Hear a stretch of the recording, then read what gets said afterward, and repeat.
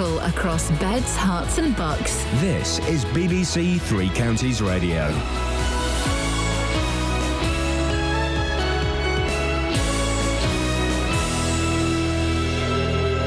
It's 6 o'clock. I'm Simon Oxley. The headlines: 3 investigations at Bedford Immigration Centre.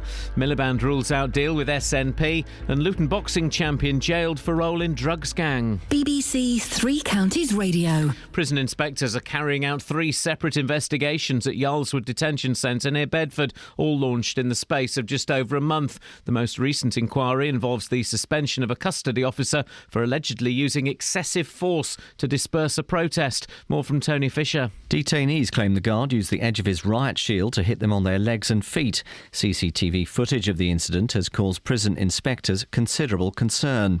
A detainee who collapsed and died at the centre's family unit is the subject of another inquiry, and 2 staff members are being investigated following allegations of abuse. The leaders of the 3 main Westminster parties have appeared in the last TV event before the election. David Cameron refused to spell out whether or not he planned to cut child benefit. Nick Clegg defended going into coalition with the Conservatives, and Ed Miliband gave his most emphatic rejection yet of any agreement with the SNP. If it meant we weren't going to be in government, not doing a coalition, not having a deal, then so be it.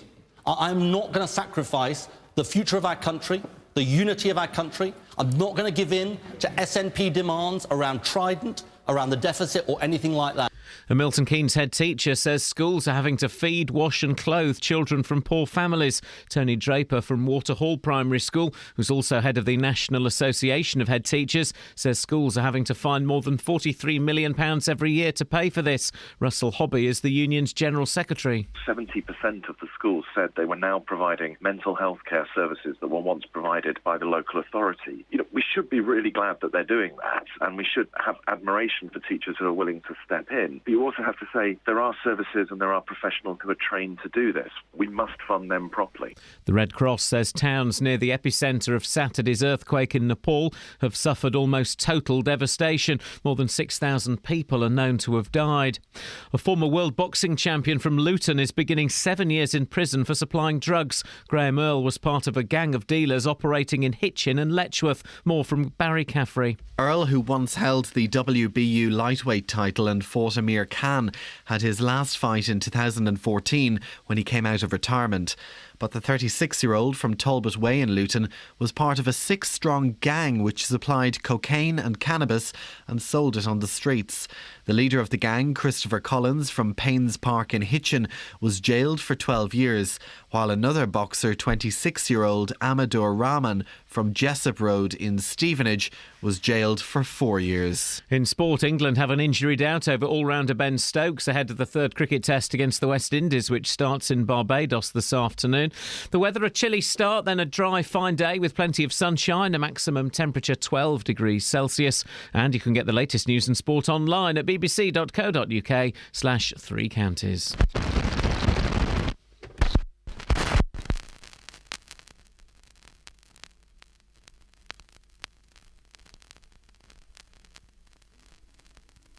Gotta get up, gotta get out. Grab the world by the throat and shout. Gotta find it, get us a share. Making bread out of nothing but air. Riding high and hitting the ground. Catching a penny but missing the pound. Doesn't matter, cause we'll soon turn it around. As soon as we get home, that's why we're trying home. Instead of crying home, keep it in the family. We'll be right at home. We'll make it and we'll take it home. Nothing's gonna break it home. Keep it in the family. Knocking on doors Or making a plan. I'll give you the tenner for your old tin can. Buy it. LH. The games get mad, cause someone's dealing you a losing card. Gotta find it, get us a share. Gotta make bread out of nothing but air. Doesn't matter, cause we got someone who cares. Home, that's why we're trying home.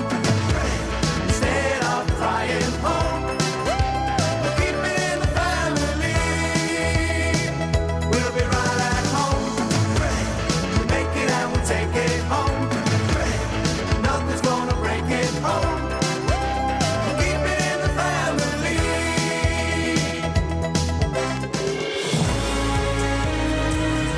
Morning, guys. Iain Lee, BBC Three Counties Radio.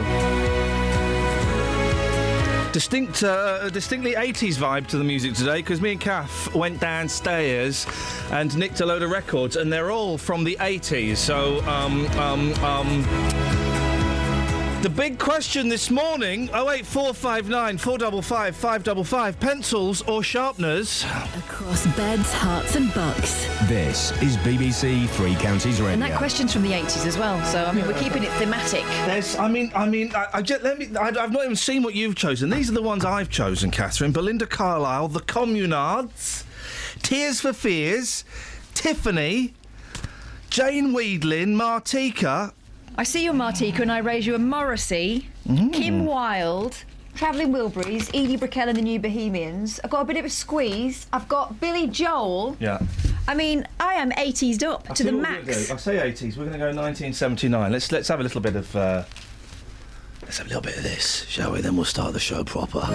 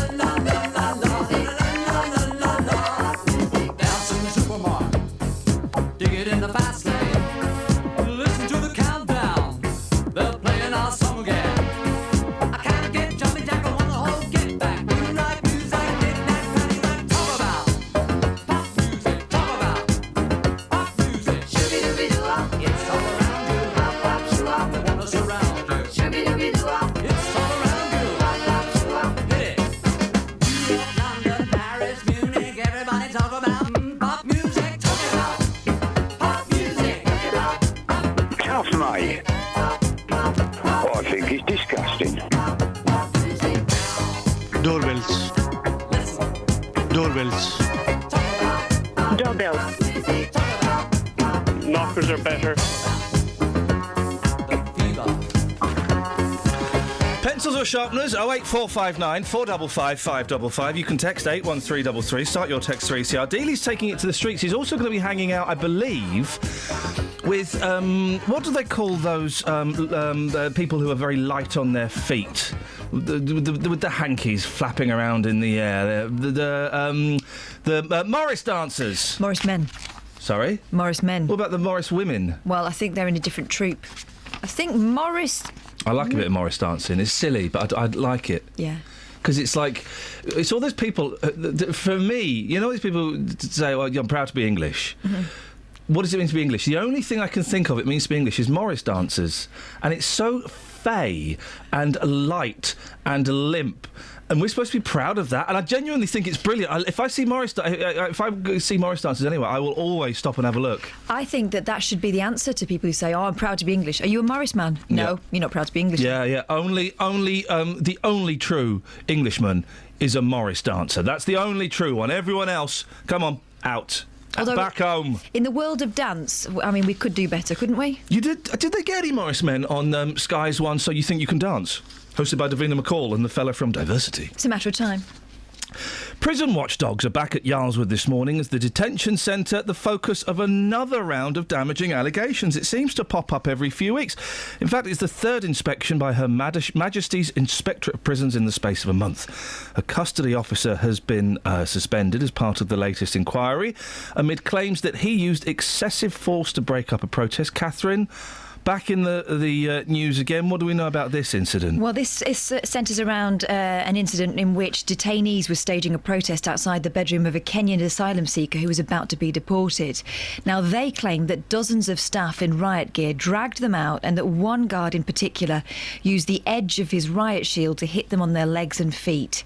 Now, Serco said that staff had believed the women were armed with cutlery, so the guards had gone in wearing protective clothing.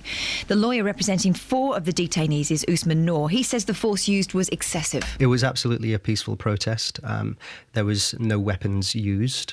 They were all sitting on the floor. 8 vulnerable women matched against 40 officers with riot shields, with helmets.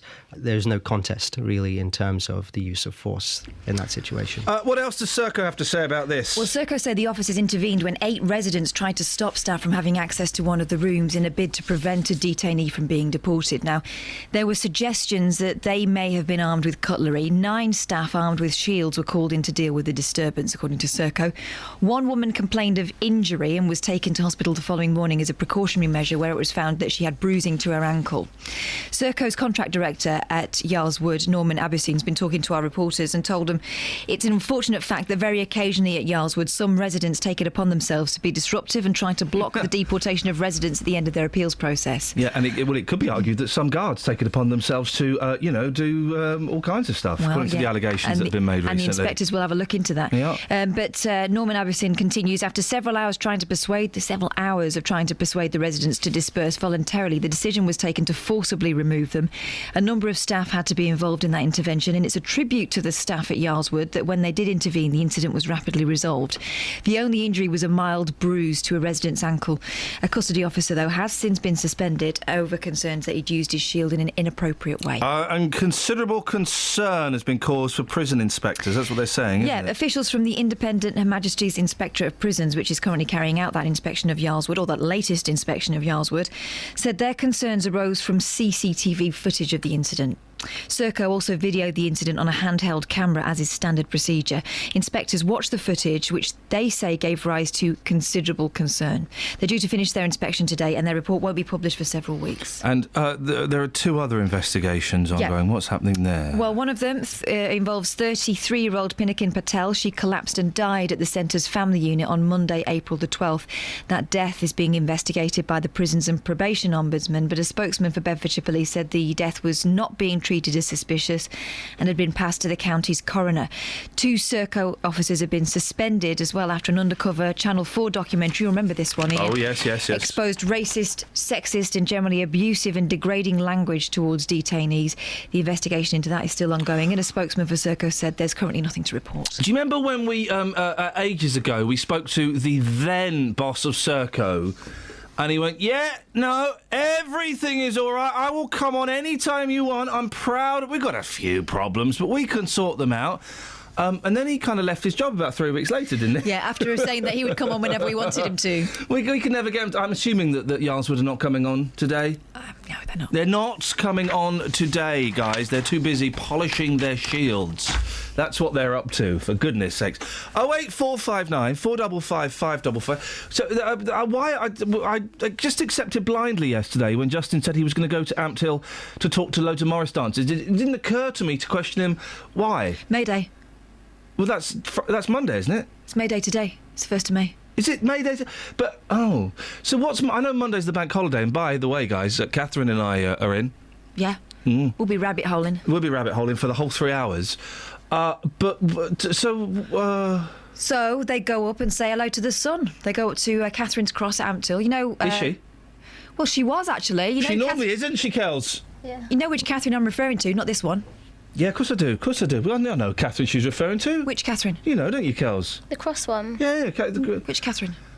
Of Aragon. Yeah. Yeah! History lives in me. We are stardust. I'm 1 billion years old. When Henry VIII decided that he wanted to marry someone else, he put her out to pasture, didn't he? It's got a bit boring now, mate. Anyway, she was in Ampthill for a while. Yeah, There's a memorial there. Yeah. And that's where they'll be doing the dancing. What you've done is you've just taken that bit too far. Oh.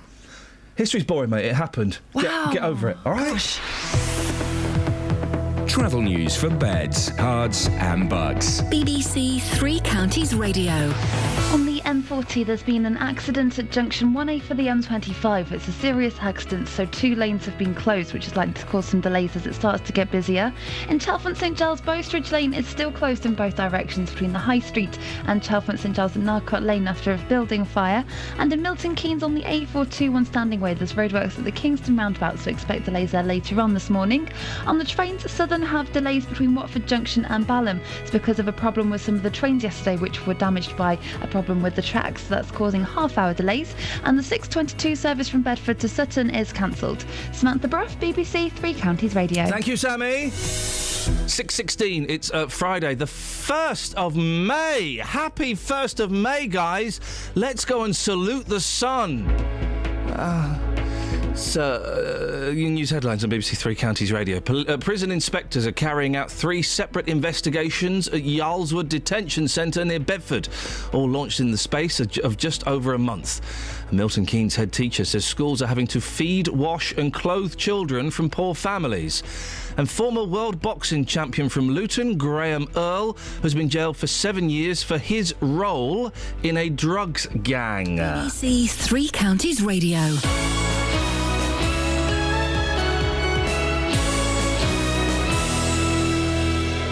Every year, BBC Music supports thousands of new musicians. BBC's like the station, and that's what you kind of need to get your music on. From the Young Brass Award to BBC Introducing. It was an opportunity to get my songs on the radio. It is Mr. Jake Fogg! They gave me that opportunity, and without that, there wouldn't be much. And from BBC Sound Of to the Young Musician of the Year. Nicola Benedetti. There's no question about the help that BBC Young Musician of the Year gave me. I'm grateful for it every day. BBC Music gives new musical talent the platform they deserve. It's an amazing feeling to be recognised, Find out more about all of our schemes at bbc.co.uk/music. Morning, geezer. Morning, boss. How you doing, Phil? Very, very excited because today's perspective on the streets is a very unique one. Go on. Recently, we've had the German perspective, the Swedish perspective. I think we had the Latvian perspective recently. The Ivory Coast perspective. I didn't enjoy... I think it was an Albanian perspective, because that guy, I don't remember what he said, but he was speaking rubbish. My favourite, of course, has been the Sadiq perspective. Yes. Yes. Oh, that reminds me. I've something I meant to say to you, Justin. Good morning, sir. There we go. Thank you. You're very Starts welcome. my day perfectly. So whose perspective have we got today? Well, today it's the perspective which I think has been overlooked in recent years. It's the Morris dancers. Overlooked in the last 300 years. Yes. So Morris dancers, yes. I mean, whatever the talking point of the day is, I'll be going to Ampthill, and we will be getting their perspective on the day's big story. Well, Catherine, tell him what the first question is of the day. Pencils or sharpeners? I love it. Yeah. What do you like best? For me, always been a pencil man. I do enjoy a nice sharp pencil. You can't have one without the other, though, can I prefer a sharpener. Do you? Obs. Yeah, of course. Of course I love a sharpener. The worst thing about pencils, right? Yeah. Is when the lead is broken inside the pencil. Yeah. You sharpen it. You go to write, it pops out. So you sharpen it again. You go to write, it pops out. Yeah. Yeah, if you get... Oh, OK, guys, all right. This is what we'll do. For the pencils or sharpeners, yes, call us in now. Also, your stories about pencils, and indeed, your stories about sharpeners. Maybe you've got a fancy electric one. Bzzz, a lot of fun. Ooh. Maybe you've got a propelling pencil. And boy, oh boy, was I disappointed to find out a self-propelling pencil is one of those ones where you push a button. Yeah. As a kid, I thought they flew. I genuinely thought they like flew. jet propelled. Yeah, I thought they had like helicopters. Do you remember if you got given the job of sharpening the pencils at school and you went and used that one that was like viced, clamped to the desk with a tin and Of course, Justin, you know this story, Catherine. Go. You know the space race between the Russians and the Americans. I think so. Yeah. You remember it? It's a race to get into space. And you know this story. This is a famous story. And the Americans were desperately trying to beat the Russians on technology and all of that kind of stuff. And the Americans spent about 10 years and something like $1 billion trying to come up with a pen that would write in space. Because obviously there's no gravity, so the ink... won't flow. It won't flow, will it? Yeah. So finally, after 10 years and $1 billion, NASA had invented a pen that could write upside down, could write any which way but loose, OK? And they invited the Russians to NASA, and the highlight of the tour was, they said, and finally, the final thing we want to show you, this is 10 years in the making, this proves American superiority in space. We've got a pen that writes in space. And do you know what the Russian fella said? Go on. We use pencils. And he pwned them. It's true. It's a true story. Brilliant. We use pencils. So your pencils and your sharpeners, what the hell, it's Friday. And your stories about pens. 08459 455 555. Be with you after a bit of Morrissey, just. Yeah, thank you. Ta-ta.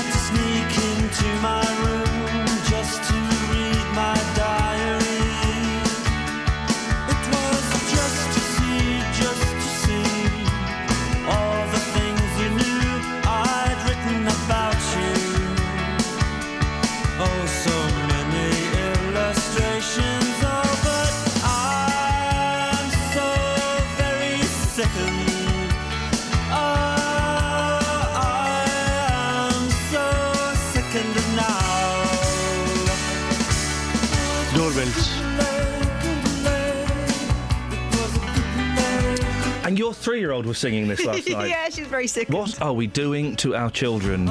Educating that kid. Yesterday, my 3-year-old was bouncing around to the best of Alan Price. And then he kept stopping it to just need to clean the record again, Daddy. Well, I mean... I told you about my youngest coming back from preschool saying, my friend Rosa likes One Direction. I told her I like the Small Faces. There we go, boys and girls. win. There we go. Hey, we got our first call about pencils. Good morning, April. Good morning. What have you got for us this morning, please? Sharpeners. Yay! I have to ask the question, I'm afraid. Pencils or sharpeners? It's definitely sharpeners. In fact, I actually keep a sharpener in my handbag because you know when you go to those public houses and they get the kids drawing and then they give you a glass full of pencils, but they're always blunt or broken. I don't take my children to pubs. I take them to Pizza Express, where you get crayons. So you take yours to sharpen colouring-in pencils for the children. You carry it around. I bet you're not allowed to take a sharpener on an aeroplane. Thanks a lot, Al Qaeda. Actually, it's in my handbag, and I didn't take it out when I went to Lanzarote. Because you could unscrew that. I don't want to give IS any ideas. I thought you were suggesting putting people's little fingers in and turning them around. Well, that's one way of doing it. Did you ever do that? Did you ever try and sharpen your finger? Of course I did. Of course. April, thank you for that. Do you want to say hello to Justin? Yeah, okay. Hello, Justin. Oh, wow. Hey. Oh, what's the There's big history. April? What's going on? I'll tell you what, right? Here's Justin's challenge. Not just to speak to the Morris men, but to put on the bells and dance with the hanky. That's a great original challenge, April. Oh, no. Hey, listen. What is going on between you two? Why the beef? I don't get it. April, what's going on? He's too tall. Thank you very much indeed, April. He is too though. tall. He is though, Boss. isn't he? Yes, Justin. The streets this morning are very firm. Very, very firm with their answers. Listen to this. Pencils or sharpeners? Sharpeners. Sharpeners. Very, very firm with their answers. Wowzers, we'll get that in a second. We should do this story, really, I suppose. This is an incredible story. Schools are increasingly being called upon to feed, wash and clothe pupils.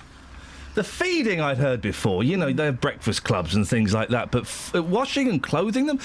That's according to research from the National Association of Head Teachers, who say the current economic climate has forced them to extend their duties well beyond reading, writing and arithmetic. Justin, this is incredible, isn't it?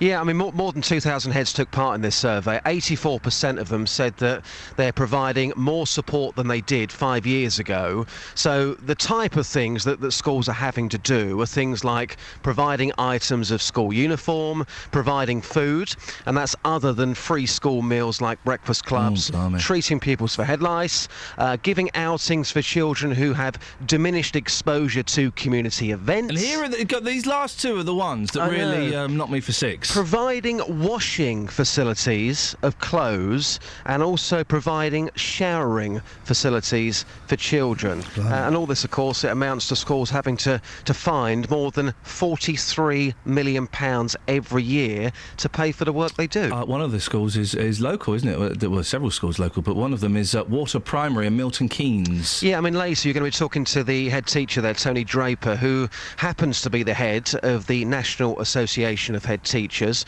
Now, he's warned schools, and this is quite some quote, he's warning they are becoming like an A&E department of communities, often being the first and last point of contact for many families. So the school is increasingly helping parents who are struggling with financial or housing issues and some who cannot provide enough for their families. So again, he'll be on the programme later to explain a bit more to you. And what's being blamed for the situation? Well, again, this survey, more than 4 in 5 heads believe that a change in the financial circumstances of families, that is to blame. Okay, so all comes down to money.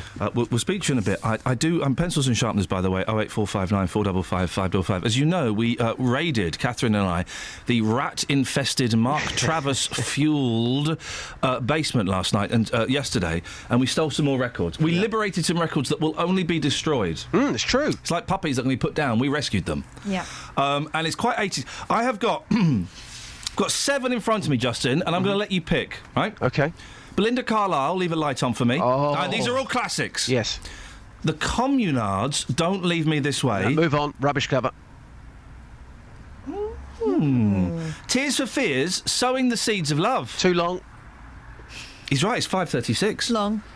Tiffany, I think we're alone now. Not a poor cover. Jane Weedlin, Rush Hour. It's a belter. Yeah, that's quite good, yep. Martika, Toy Soldiers. Slow. Baby, yeah. It's slow though, isn't it? Yeah, it is. Fleetwood Mac, Seven Wonders. I am going to go for option number 1, Belinda Carlisle, because when I was younger, I used to fancy her. Oh, and now I'm older, I still fancy her, and there's more of a chance. Thank you, Just. Travel news for beds, cards and bugs. BBC Three Counties Radio. There's been an accident on the M40 northbound at junction 1A for the M25, but it's a serious accident between a lorry and a car, so the 2 lanes are closed there, which could cause some delays starting to queue. In Chalfont St Giles on Bowstridge Lane, that's closed in both directions between the High Street and Narcott Lane still, and looking at the speed sensors in High Wycombe, it's still looking quiet. There are roadworks going on though on Marlow Hill near the Leisure Centre just before Marlow Road, which could cause some delays later on this morning. On southern trains, there are delays between Watford Junction and Balham of around half an hour because of some problems with the trains and the rails. And on the 6:22 train from Bedford to Sutton, that's been cancelled. Samantha Bruff, BBC Three Counties Radio. Thank you, Sammy. Doorbell. Oh, no, doorbells are not. Pencils or sharpeners, and your stories about pens, pencils, and sharpeners. 08459 4555. You've only got 30 minutes to answer those questions, please. Across beds, hearts and bugs. This is BBC Three Counties Radio.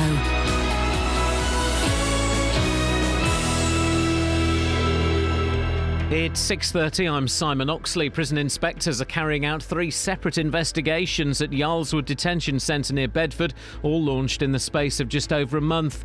The leaders of the 3 main Westminster parties have appeared in the last TV event before the election. A Milton Keynes head teacher says schools are having to feed, wash and clothe children from poor families. And former world boxing champion from Luton, Graham Earl, has been jailed for 7 years for his role in a drugs gang. Three Counties Sports. BBC Three Counties Radio. Watford boss Slavisa Jokanovic has been named the Championship Manager of the Month for April, following the Hornets' promotion to the Premier League. Milton Keynes Dons boss Carl Robinson is the League One Manager of the Month. Watford will clinch the Championship title if they beat Sheffield Wednesday at Vicarage Road tomorrow lunchtime. Captain Troy Deeney says promotion is his way of thanking the club who stood by him when he was jailed. When I was obviously away for a little while, they didn't have to keep me, but they chose to. I had the chance to leave on numerous occasions, so I thought reciprocate, really. They looked after me and I can kind of look after them in the sense that I don't have to force a move for less money than they wanted. So unless someone come up with a figure that they wanted, I was going nowhere. In League Two, Gareth Ainsworth's Wycombe must win at Northampton to have any chance of securing automatic promotion. There is a fairy tale still that could be written. I'm being a bit greedy asking for 2 in 2 years, but if we do our part at Northampton, you never know what's going to happen elsewhere. So it's something that I still do believe. Luton hosts Stevenage, with Stevenage already in the playoffs and John Still's Luton needing a mathematical miracle to overtake Plymouth. I want to try and be entertaining and attacking and, come off winning or losing, where everyone looks at it and go, you know what, we had to get that amount of goals, we tried, we've had an attack, we've got at it, we've done this, hasn't quite worked. And it's fantastic, it has worked, that's because we had a goal. And Milton Keynes Dons host Yeovil on Sunday as they look to overtake Preston for automatic promotion from League One. In cricket, England have an injury doubt over all-rounder Ben Stokes ahead of the third test against the West Indies, which starts in Barbados this afternoon. And in Speedway's Premier League last night, Rye House lost 47-43 at Redcar. BBC Three Counties News and Sports. The next full bulletin is at 7.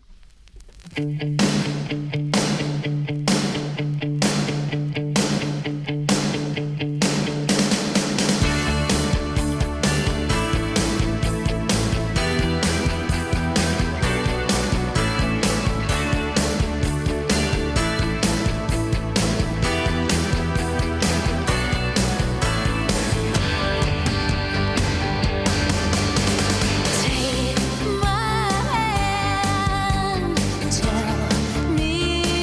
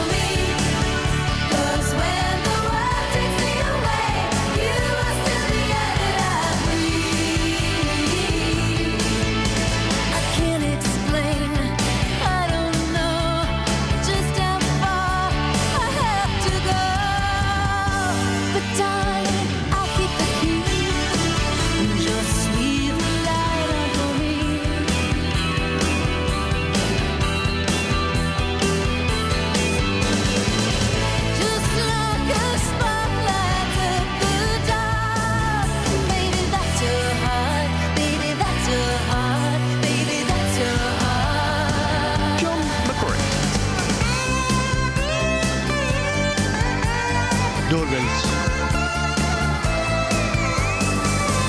It's okay if I little squirrel today. Never. Wait. Don't talk to me about monkeys. I think it's just gone politically correct.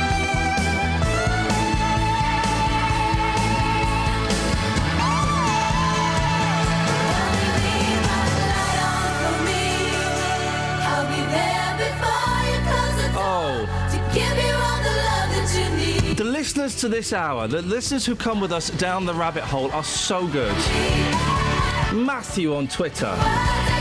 We got 23 minutes and... You missed the phone in there. Who did you leave a light on for? Oh, boom! Come on! Do you mean metaphorically or...? It don't matter. It don't matter. That's a good one, isn't it, Kels? That is a great That is brilliant. Let's see, is Biggers' contribution going to be as good as that? Nope. Harsh, but probably fair, Biggers. Hello, mate. How you doing? I'm all right, thank you. I'm feeling the vibe is strong with this one, man. It's a strong vibe. I'm loving your show this morning. Yeah, well, do you know what? I'm tempted to declare the first hour an independent state. Yes. Just completely independent from the BBC, from Three Counties Radio, even from us. And we hang on a second. We put a sail on it and we sail it around the world. That's the plan. That's the plan. I don't quite know how we're going to do that, as it's actually a concept as opposed to a boat. But never mind. Biggers, what have you got for us? What about Theme Tune Fridays, mate? Every Friday you play a theme tune from a TV show or a film? What's the polite way of ending this? Just cut him off. Okay, fine. Yeah, lovely. Let's Thank you. pretend he didn't say it. By the way, here's Carol has tweeted us, and this is another phone in. I met Paul Scoynes in person at the mayoral debate last night. When have you ever met Paul Scoynes? 08459 455 555 in person. Yep. I have never met Paul Scoynes in person, and I'm hoping that day will come one day. Morning, Molly. You right? Good. I'm good. Molly's helping us out today. I put that in inverted commas because, I'll be honest, I'm not seeing much help. What other shows have you worked on at BBC Three Counties Radio? So I've worked on JVS. I've worked on Kitchen, which was great. We have a Ate show called loads of Kitchen? food all day. Oh, Yeah. Nick Coffer's show. Nick Coffer's show. Yeah, that was fun.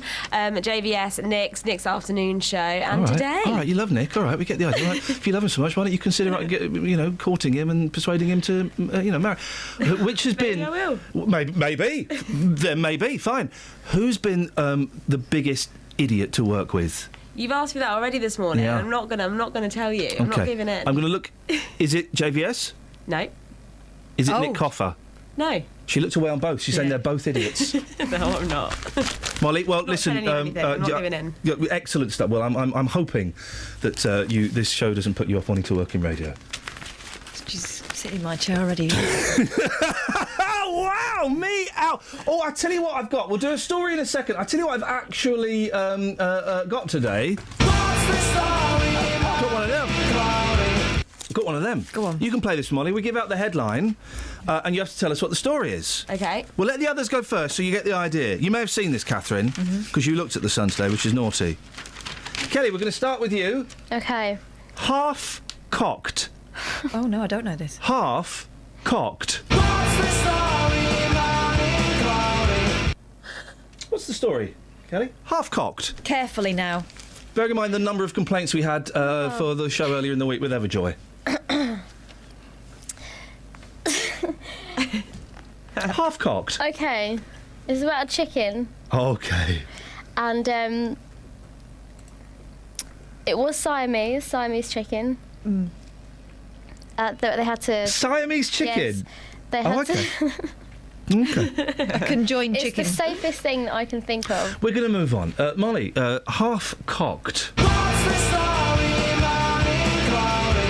I don't think I can add much to that. I have Okay. absolutely no idea. Absolutely no idea. Catherine. Half-cocked. Right. Half-cocked. You know, sometimes you can't manage a full pint. Yeah, oh, You might go yes. for a half pint. Yeah. Right? Yep. And, gosh, how am I going to retrieve this? I could have gone for the one above. Erection is illegal, but I've decided to go for half-cocked. So it's about half a pint that was ruined by putting too much foamy head on the top. No, cocked often refers to guns, doesn't it? Yeah. And cock often refers to, anyway, a bandit shot himself in the testicles fleeing a robbery in Oregon, US. Wow. He was literally half-cocked. Wow. That's got a smart, hasn't it? Yeah, that's going to stick. Guys,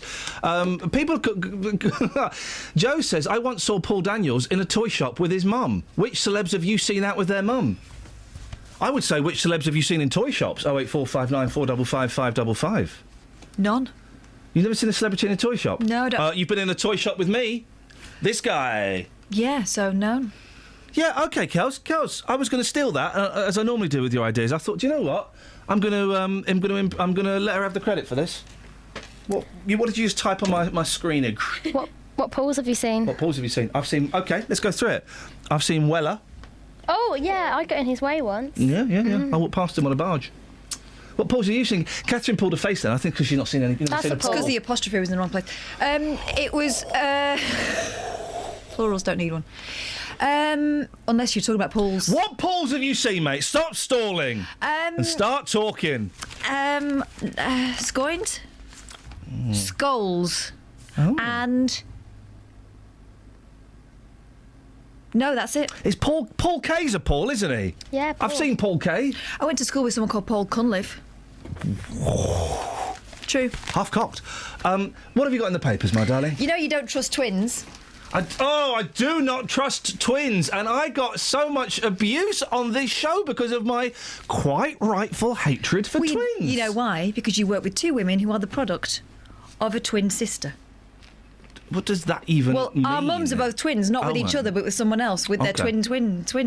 We're brothers from another mother. Twin sisters who use their matching looks to confuse security guards during matching looks. Yeah. Hey, you know your two twins? Are they matching look? No, they look different. Oh, okay, nice. Yeah, my mum's not a matching pair. Twin sisters who use their matching looks to confuse security guards during shoplifting sprees have both been jailed. That's an escalation from swapping classrooms, isn't it?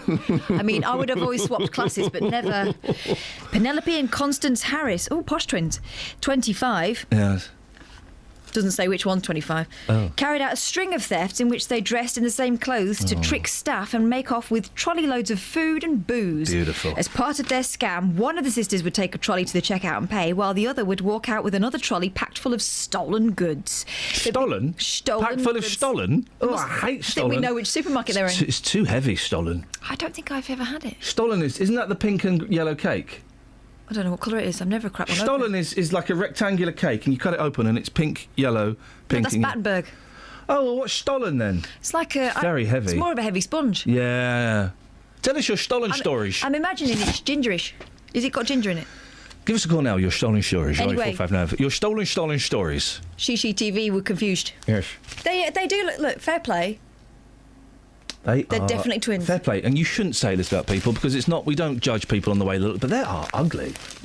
That's the problem with twins. Criminality makes you ugly. Scott's got a great phone. Everyone's coming up with great phone. OK, this is the phone in today. Go on. What's your phone in? 08459 455 555. That's brilliant. Yeah. And then we don't pursue the phone in. But what's your phone in? Scott's is, my friend Chris used to work in Hamleys and Michael Jackson came in. But it was Chris's day off. Oh. Yeah, when have you missed Michael Jackson? 08459. I miss him every day. Travel news for beds, cards and bugs. BBC Three Counties Radio. On the M40 northbound, it's blocked now because of the accident at junction 1A for the M25, and it's causing delays from the Denham roundabouts.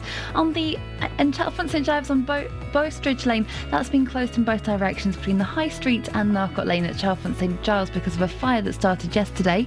In Biddenham on the Bromham Road, that's looking fine at the moment at the Branston Way towards the Paula Radcliffe Way, but that's where the roadworks are, so that could get busy later on. And southern trains have half-hour delays between Watford Junction and Balham because the rails damaged some of the trains yesterday, so the trains aren't in the right places. The 6:47 train from Luton to Sutton is also cancelled. Samantha Bruff, BBC Three Counties Radio. Thank you very much indeed. We'll do the texts in a minute. 81333, start your text 3CR.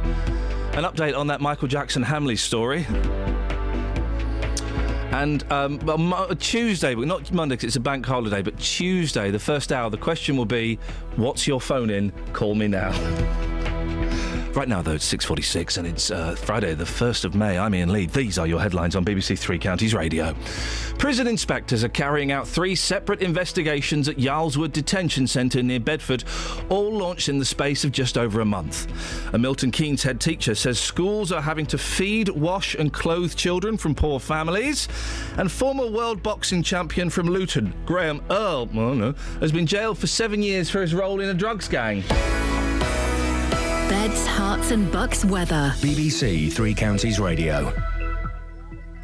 Hello, very good morning to you. It certainly is a very chilly start today across the 3 counties. We've got temperatures between 1 and 3 degrees typically at the moment, but rising nicely in the sunshine. There will be some of that around today. It will be quite hazy at times, though, with plenty of high cloud, but it will stay dry today. A slightly cooler day than we saw yesterday, particularly towards eastern areas of Hertfordshire. We've got the wind coming in from the east, you see, and temperatures won't be as high. We're still looking at 12 or 13 Celsius, though. That's 55 in Fahrenheit, and there will be some good spells of hazy sunshine around today as well. A little bit of medium level cloud at times too. So bright rather than brilliantly sunny through the course of the day. Now overnight tonight it's going to be dry. It'll be quite chilly again, lows of around 3 or 4 degrees. And as we start the day tomorrow, it'll be dry, but it'll be cloudy and it'll be quite breezy as well. Now it should stay dry until we get to the late afternoon tomorrow. Then we'll start to get the rain feeding in from the southwest, and the rain will stay with us through Saturday late afternoon into the evening, the night, and for much of Sunday morning too. But then a nice dry period through the middle part of the day on Sunday. Very usable weather, shall we say. Probably be quite cloudy, but the temperatures will start to creep up. 15 or 16 degrees by the time we get to Sunday. Lots of dry weather through the day. Possibly will end the day on a wet note again. There'll probably be some showers around on Monday, but there will be some spells of sunshine too. And because it will feel quite mild, 16 or 17 degrees where we do get the spells of sunshine, then it will feel quite nice, I dare say. So probably not a total washout this bank holiday weekend, but there will be some wet weather at times. You can check the website for more details. That's the forecast. Sometimes in life, things don't always go to plan. It worked perfectly for 2.5, 3 years till 2 days ago. He should refund me £1,900. Which is where we come in. We managed to get them to agree to come back in to the property on an agreed date. The JVS show takes on your consumer problems. I've basically lost the whole lot in administration charges. And helps to get to the right solution. I've received a cheque back for £578. Jonathan, I can't thank you enough. I don't know how you do what you do, you and your team. The JVS show, weekdays from 9. Here on BBC Three Counties Radio. Did you hear the consumer hour? Yes, I need to speak to. Remind me to speak to him. Yeah. Did you hear the really grumpy fella? That's Jonathan. Oh, the other one. Graham. Morning. Morning, Graham. Do you listen to the consumer hour on JVS's show? No, I don't. Oh. May I ask why? Normally working, mate. Okay. Honestly, it's one of my favourite hours of radio on the way. I love it. And there was this really grumpy bloke, right? What was his beef? It was to do with the holiday. Oh, yeah, I did hear that. And it was like 15 quid a night or something. No, the hotel was £13 a night. Because he was getting the refund for the hotel. Everyone was thinking, right, nice, he's in for about £200-300 here. Because it was a £900 holiday. And Tim got the email live on the air, and he said, right, well, they're going to pay you £50. Hang on, that works out at £13 a night. And the hotel was £13 a night. Yeah, the manager of the hotel had gone to smack this bloke in the face, and they chucked all of their luggage outside. But you kind of expect that for... You'd expect that for £13 a night, wouldn't you, Graham? I certainly would, yeah. If I didn't get offered a fight by the manager for £13 a night, I'd be demanding a refund. But it was in Marrakesh, so does that, is that expensive for Marrakesh? You can live on £15 for a whole 5 years. That will feed a family and buy you a mansion over there. Graham, pencils or sharpeners? Sharpeners. Tell us what you've called in about. My lad, when he was younger, you know the one you want to beat up who was 11? Oh, the Karate Kid? Yeah. When's that happening, mate? I've been waiting every day for him. But he ain't got, when he said when he get a car, he'll drive down in a little Well, then he'll be 16, 17. I don't want to fight a 17-year-old. I'll be 50 then. When he was a toddler... Yes. About 18 months, 2 years old, yeah, he was on the bed. You know them jumbo pencils? Oh, yeah, the giant ones, you get them from zoos. Yeah, fun times. Yeah, sort of like that. He was jumping up and down on the bed and fell off the bed and he stuck it into his temple. Oh! Flip it. How deep did it go in his temple, his Shirley? About half an inch, maybe. Listen, Still got the scar and everything. Ian, the fact that he survived suggests this kid is double hard. You do not want to be messing with him. Graham, listen, thank you very much for that. Justin. Oh, Justin, where are you, mate? Justin's gone. We seem to have lost Justin Dealey. Dan mentions the giant novelty pencils as well, with the tassels on the end. You only get them in zoo gift shops. Have you ever seen anybody use them to write with? Impossible. Justin, you're right, fella. Ouch story. Ouch indeed. Ouch indeed. On Tuesday's show, the question in the first hour is going to be, what's your phone in question? I've got a funny thing. A lot of people will have a lot of suggestions. I'm sure they will. I'm sure they will. What you've taken pencils or sharpeners to the streets today, Just? Yeah, the big question for the first hour. Some interesting answers here. Here's what the streets had to say: pencils or sharpeners? Pencils. Can I ask why? You can do more with a pencil. Do you always carry a pencil with you? No. Do you always carry a pen with you? Yes. Is it a special pen? Yes. Why is it special? Because I bought it in Harrods. Yeah, good question. It's a good question. We're looking for a good Polish answer. Pencils or sharpeners? Pencils or sharpeners? Yeah. Pencils Can I ask why? sharpeners. Oh my God. It just feels right. Okay, we'll take it. Thank you, sir. Okay, thank you. Oh, pencils, yeah. Thank you. You're welcome, sir. Great answers, Justin. Absolutely. That Polish pencils or sharpeners. That was great. He's great. Derek's emailed in. What's he saying? I think Justin should present the show in the first hour on Fridays. No, it's all right, mate. He wouldn't put his name to this full time. With music he plays on his Saturday programme. School's Out. It's not called School's Out anymore. It's been called that for ages, has it? No, what would it's got to be called, well, Justin Dealey, and that's it. Some brainwave from BBC management said, no, we can't call it School's Out, we're going to call it Justin Dealey. Well, I'm glad that branding caught on, because Derek's really got hold of it. Justin, where are you off to? And if people want to come and see you shaking your bells, they can. Hey, listen, I'm going to be in Ampthill Park to start with. Yep. Then I'm going to the pub with the Morris Dancers for breakfast. And we've got a very special one this morning. It's a Morris Dancers perspective. The question you're going to give me better be good, because these guys, they deserve respect. Good. I'll come up with something. Okay. Cheers. Speak to you later, Just. Thank you. Thank you, mate. Tom's on the line. Morning, Tom. Morning, Lee. Justin, sorry. No, it's Ian. Ian, sorry. That's all right, Tom. Yeah. No, don't worry, mate. What you got for us? Well, you asked what Paul had you met? Yes. I worked on stage with Paul McKenna. Oh, I've met Paul McKenna. Gave me my first break in television. What did you do with McKenna? Well, he asked the whole audience to stand up and to close their eyes and do something. And do what? You don't know. We had to stand there and hold our arms out. You have to clasp your hands together. And those who were in the right position were asked to come up on stage if they wanted to take part. And there must have been about 150 of us up there. And he went through a process. So when you say you were hypnotised by him, were you? Yes, I was. And what did you end up doing, Tom? Mick Jagger, school children. Oh, dear. Well, Tom, every time music came on, I kind of was strutting around, doing one of his songs. He's a nice fella, isn't he, McKenna? Yes, he is. Tom, thank you, mate.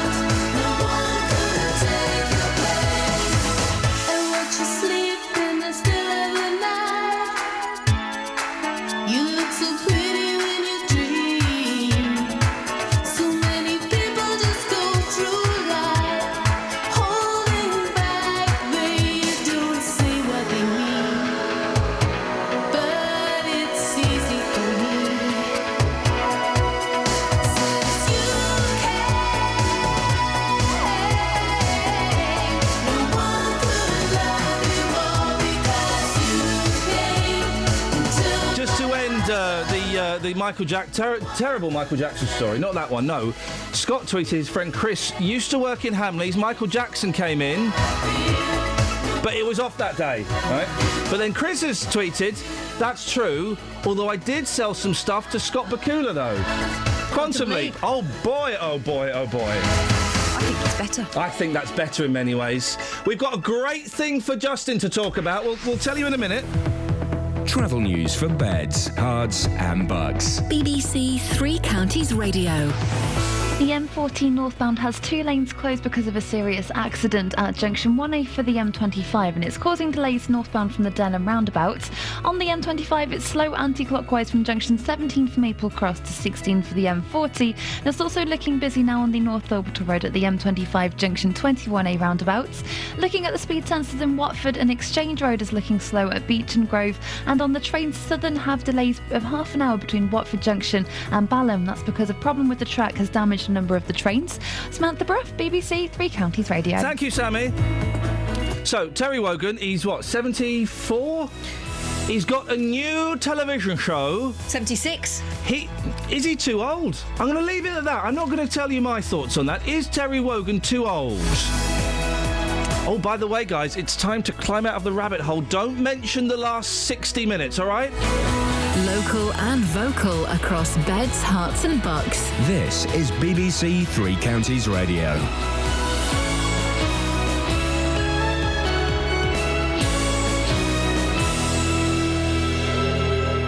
It's 7 o'clock. I'm Simon Oxley. The headlines: 3 investigations at Bedford Immigration Centre. Miliband rules out deal with SNP. And former Luton boxing champion jailed for role in drugs gang. BBC Three Counties Radio. Prison inspectors are carrying out 3 separate investigations at Yarlswood Detention Centre near Bedford, all launched in the space of just over a month. The most recent inquiry involves the suspension of a custody officer for allegedly using excessive force to disperse a protest. More from Tony Fisher. Detainees claim the guard used the edge of his riot shield to hit them on their legs and feet. CCTV footage of the incident has caused prison inspectors considerable concern.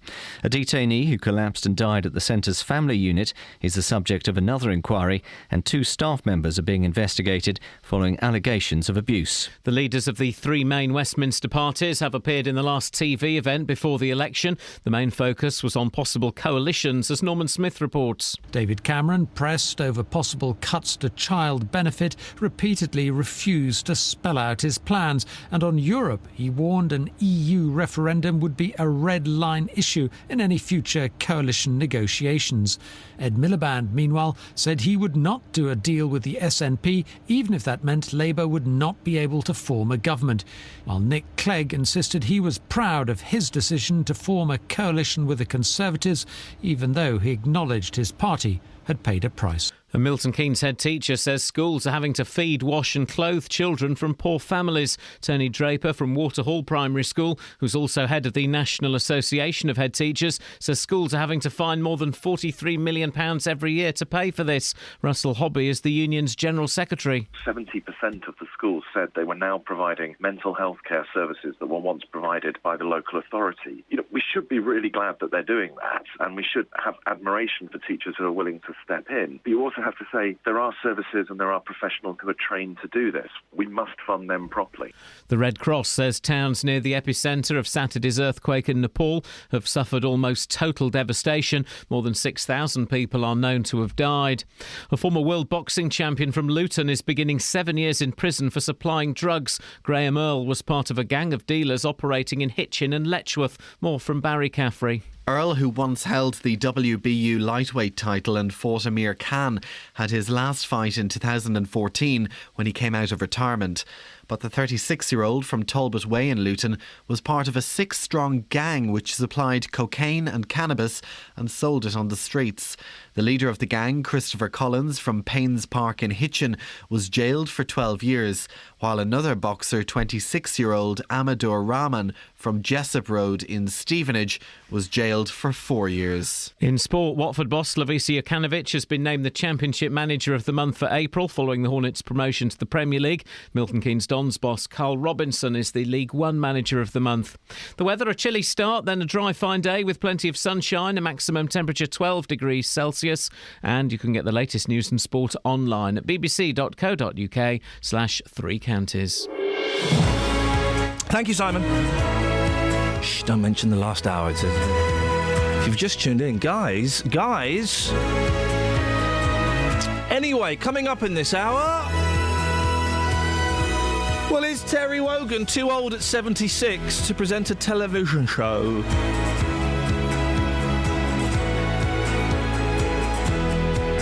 Oh, 8459 455 555. And if you've ever been a Morris dancer, Morris... Why? It's when people talk about, what does being English mean? The only thing I can think of is Morris dancing. That's it. That's what being English means, isn't it? Wearing, kind of big puffy shirts and bells and those weird balloons. 08459 455 555. Across beds, hearts and bucks. This is BBC Three Counties Radio. You can text as well, 81333. Start your text 3CR. Now, Yarlswood Detention Centre near Bedford is currently subject to 3, count 'em, separate investigations, all launched in the space of just over a month. The most recent inquiry involves the suspension of a custody officer for allegedly using excessive force to disperse a protest. Another case involves a detainee who collapsed and died at the centre's family unit, and 2 other staff members have been suspended following allegations of abuse. Well, Usman Noor is the lawyer representing some of the detainees involved in the most recent case. Usman, what's your understanding of what happened during this protest? Well, to begin with, there was approximately 20 detainees who sat in order to attempt to resist the removal of another detainee, a Kenyan lady who was due to be removed that day. Serco officer came into the room and said to the detainees that they must leave, or else they may face implications for their own immigration statuses. Some of the detainees left. Approximately 8 remained. The Serco officers then called in 40 riot officers who holding riot shields, who had helmets, and essentially barged their way through in order to get to that detainee who's due to be removed, barging their way through for 2 of the detainees involved being hit with the riot shield on their feet and ankles. And afterwards, the 8 detainees were taken to segregation units where they were held in what is essentially solitary confinement. As a way of, I suppose, punishing. For how long were they held in what you're calling solitary confinement? Well, for a full day, they didn't see any medical attention. Some of them were released after a day. Another was released after 2 days. And the 2 who were considered to be the most prominent members of that protest, who were in fact the 2 that were hit, actually were never removed from solitary confinement. A full 10 days later, both of those 2 were told that they were going to be transferred to prison. Luckily, one of them was actually released on bail, and the other was in fact removed to HMP Holloway in London. Why were they trying to stop the woman from being removed and deported? It was essentially an act of solidarity. But if she's meant to be deported, she's meant to be deported, isn't she? She can't stay here if she's not meant to stay here. Well, you see, the lady who was going to be removed, I should say, because deported implies that she was a criminal offender. She was going to be removed, was a failed asylum seeker. OK, so she's not meant to be here legally, so they had no right to stop her, to try and prevent her removal. Deportation means being deported from the country. I'm assuming that's what was happening. They have the right to a peaceful protest. They sat in, they sang songs. There were other ways of getting through those ladies. They did not need to bring in 40 riot officers with helmets and shields, and they did not need to hit them.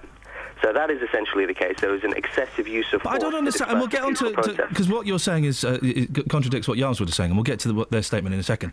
But I don't understand, if the woman was supposed to be deported, and when she's been through the illegal process, she was a failed asylum seeker, well, then they had every right to take her out, didn't they? Well, in fact, the lady hasn't actually been removed. An injunction was put in place to stop that in the end. Was that before or after they attempted to remove her? About the same time. OK, so in their mind, they were doing what they had been told to do, that this woman was being deported? Well, there were sitting in. Let's not suggest that they were resisting the removal in any other way other than sitting on the floor. So you're saying if the guards had gone in, I'm just trying to get an image of this, Usman. I just want to, investigate this whole story because obviously you've got their side and we've got the Serco side.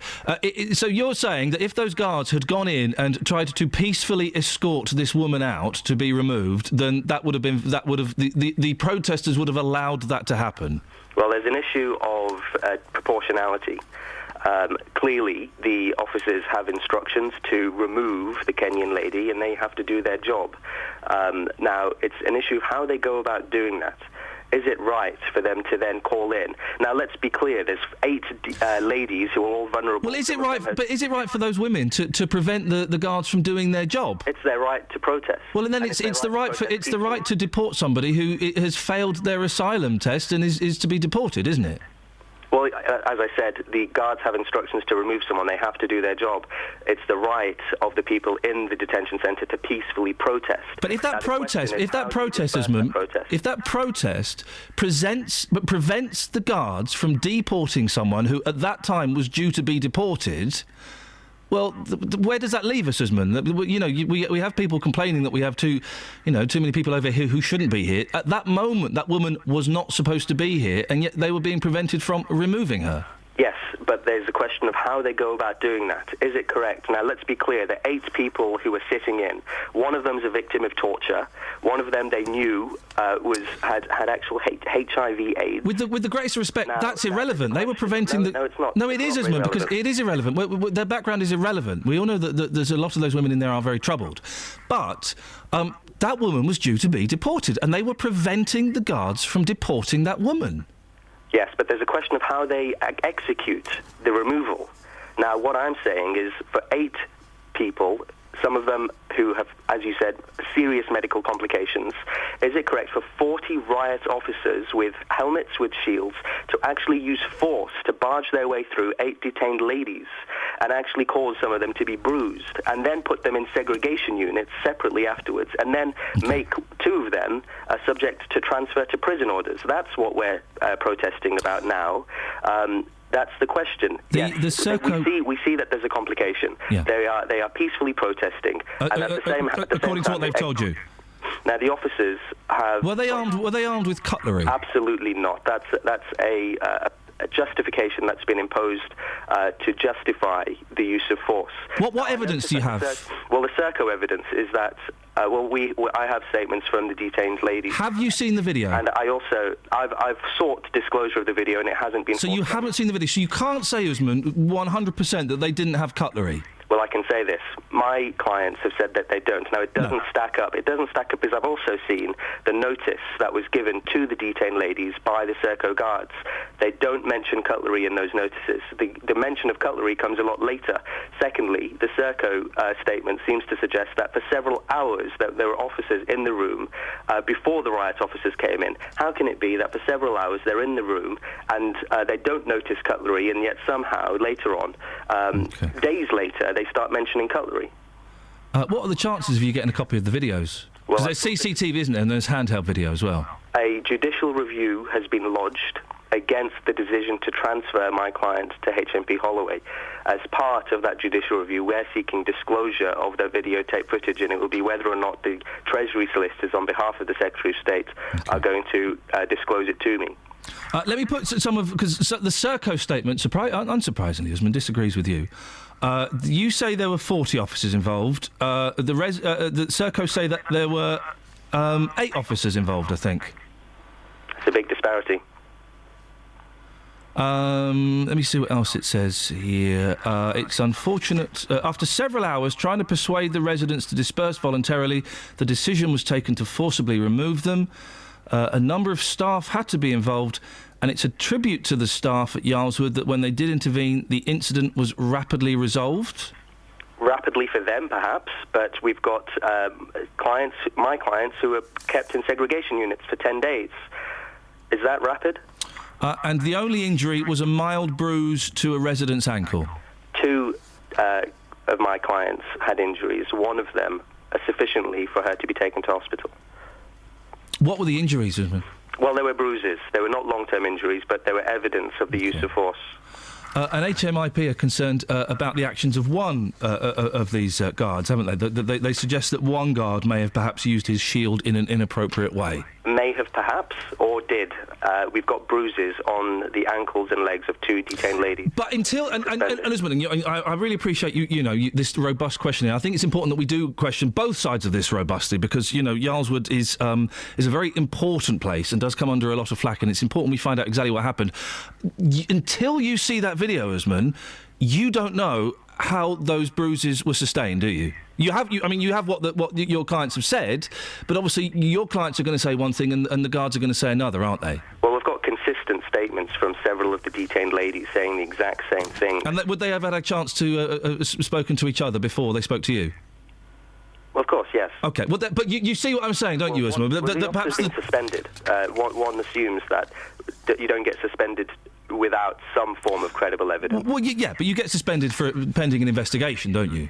Well, not necessarily. Depends upon not every time a complaint gets made does an officer get suspended. It's all about fair trials, isn't it? You get suspended. I'm assuming it's pending an investigation. No, but not. Has he been suspended pending an investigation?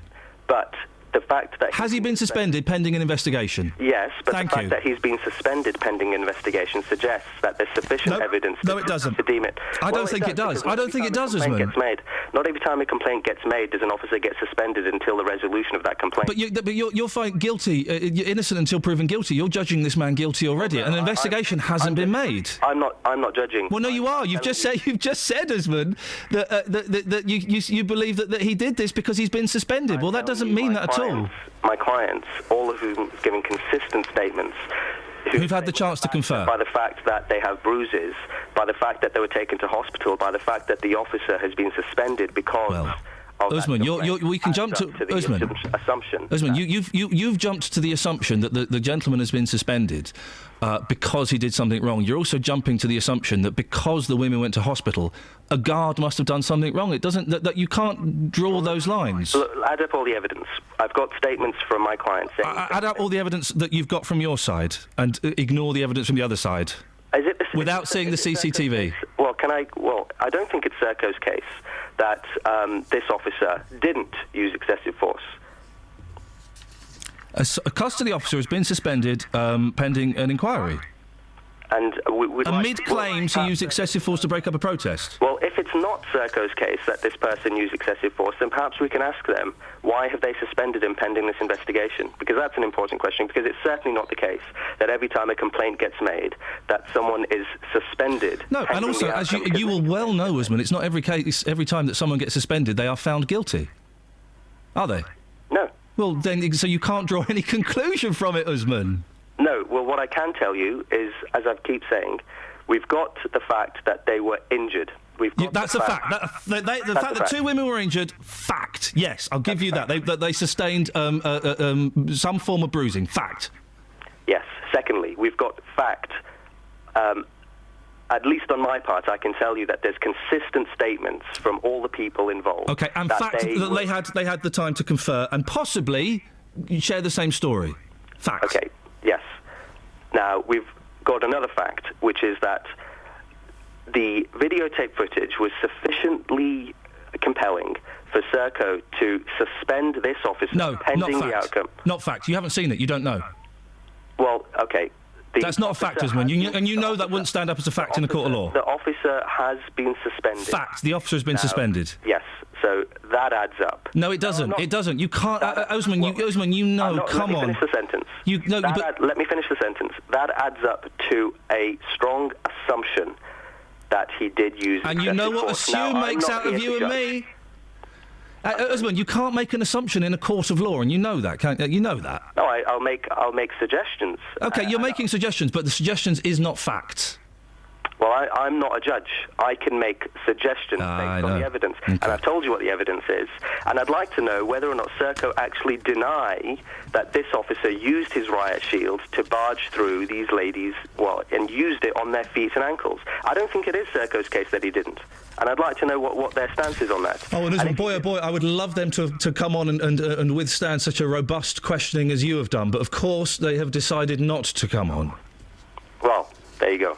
Usman, I really appreciate your time, and I hope you understand where I'm coming from with this. I'm being impartial, but I just want to. Absolutely essential to do what you are doing. Bless you, and the evidence. And I'm glad you take it for that. Thank you, Usman. Thank you very much indeed. I'm glad you take it for that. You're a good sport, and it's such an important story that you need. If you need to get to all of the facts, I think it's such an important story, and Yarlswood is such an important place, and it is so divisive. That you need to get to the facts to find out what There's happened. also a lot of emotion involved in it, Yeah. and we've got to separate that. That's the thing. I think I should be a lawyer. I would love that. You just argue with people. Well, you have to do some exams first, though. Not that bothered then. Thank you, Usman. Travel news for beds, cards and bugs. BBC Three Counties Radio. On the M25 clockwise, there's been an accident in the Holmesdale Tunnel just after junction 25 for Ensfield, so that's causing a lane to be blocked and it's looking really slow. On the M40 northbound, 2 lanes have been closed by an accident at junction 1A for the M25, which is causing delays northbound from the Denham roundabouts. Also looking at the M25, it's slow anti-clockwise from junction 17 for Maple Cross to 16 for the M40. And in Chalfont St Giles, Bowstridge Lane is still closed in both directions between High Street and Narcott Lane at Chalfont St Giles because of a fire that started yesterday. On the trains, Southern have half-hour delays between Watford Junction and Balham because of problems with the track yesterday, which has damaged some of the trains. Samantha Bruff, BBC Three Counties Radio. Sammy, thank you very much. Be interesting to see if they release that video footage, wouldn't it? 7:19, it's Friday the 1st of May. I'm Iain Lee. These are your headlines on BBC Three Counties Radio. Prison inspectors are carrying out 3 separate investigations at Yarlswood Detention Centre near Bedford, all launched in the space of just over a month. The Milton Keynes head teacher says schools are having to feed, wash and clothe children from poor families. And a former world boxing champion from Luton, Graham Earl, has been jailed for 7 years for his role in a drugs gang. BBC Three Counties Radio.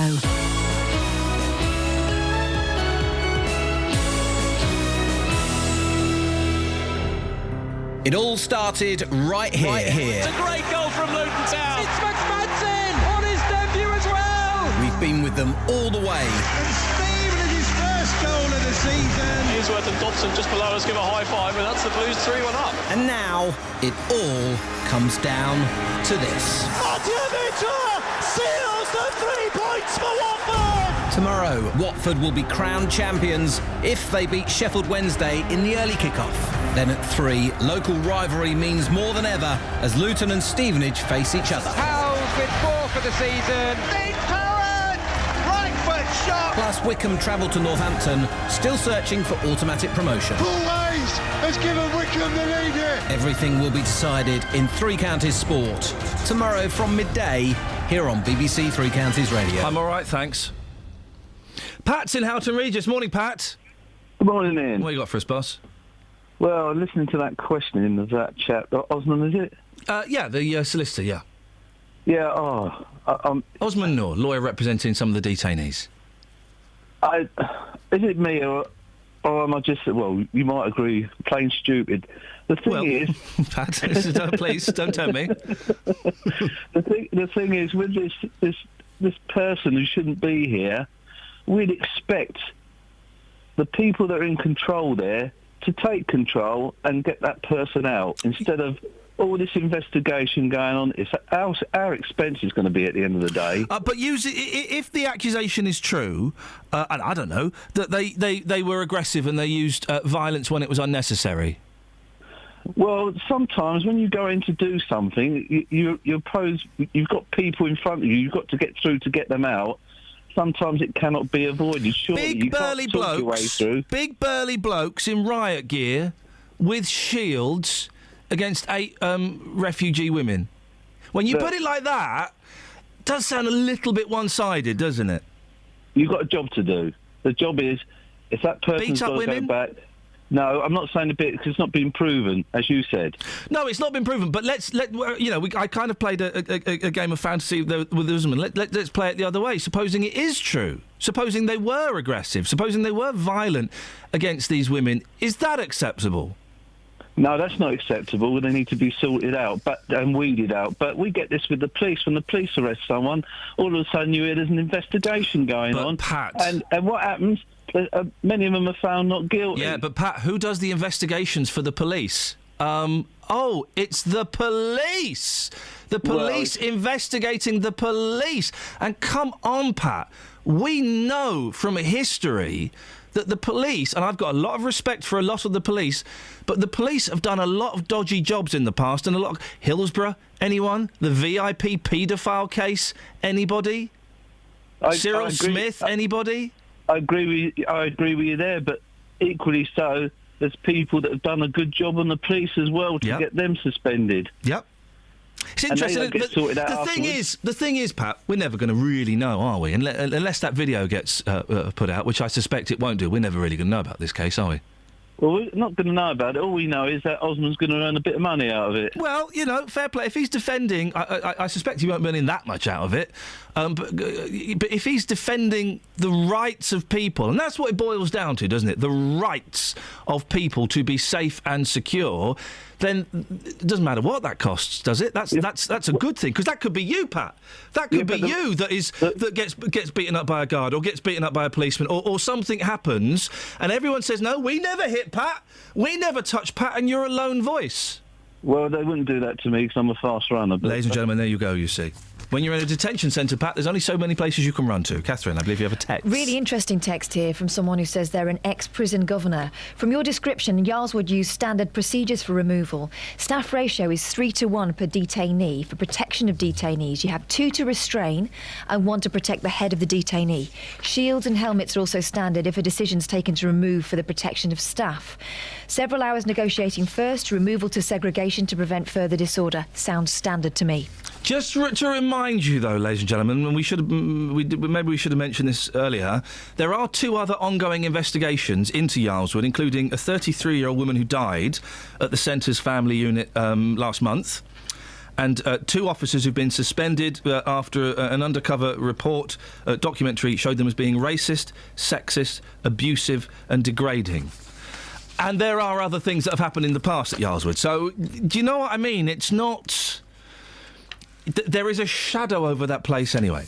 08459 455 555 is the phone number. Now, a teaching union says schools are having to take on extra roles of feeding, washing and clothing children. Feeding, washing and clothing children at schools. The National Association of Head Teachers says the help is going to pupils from poor families.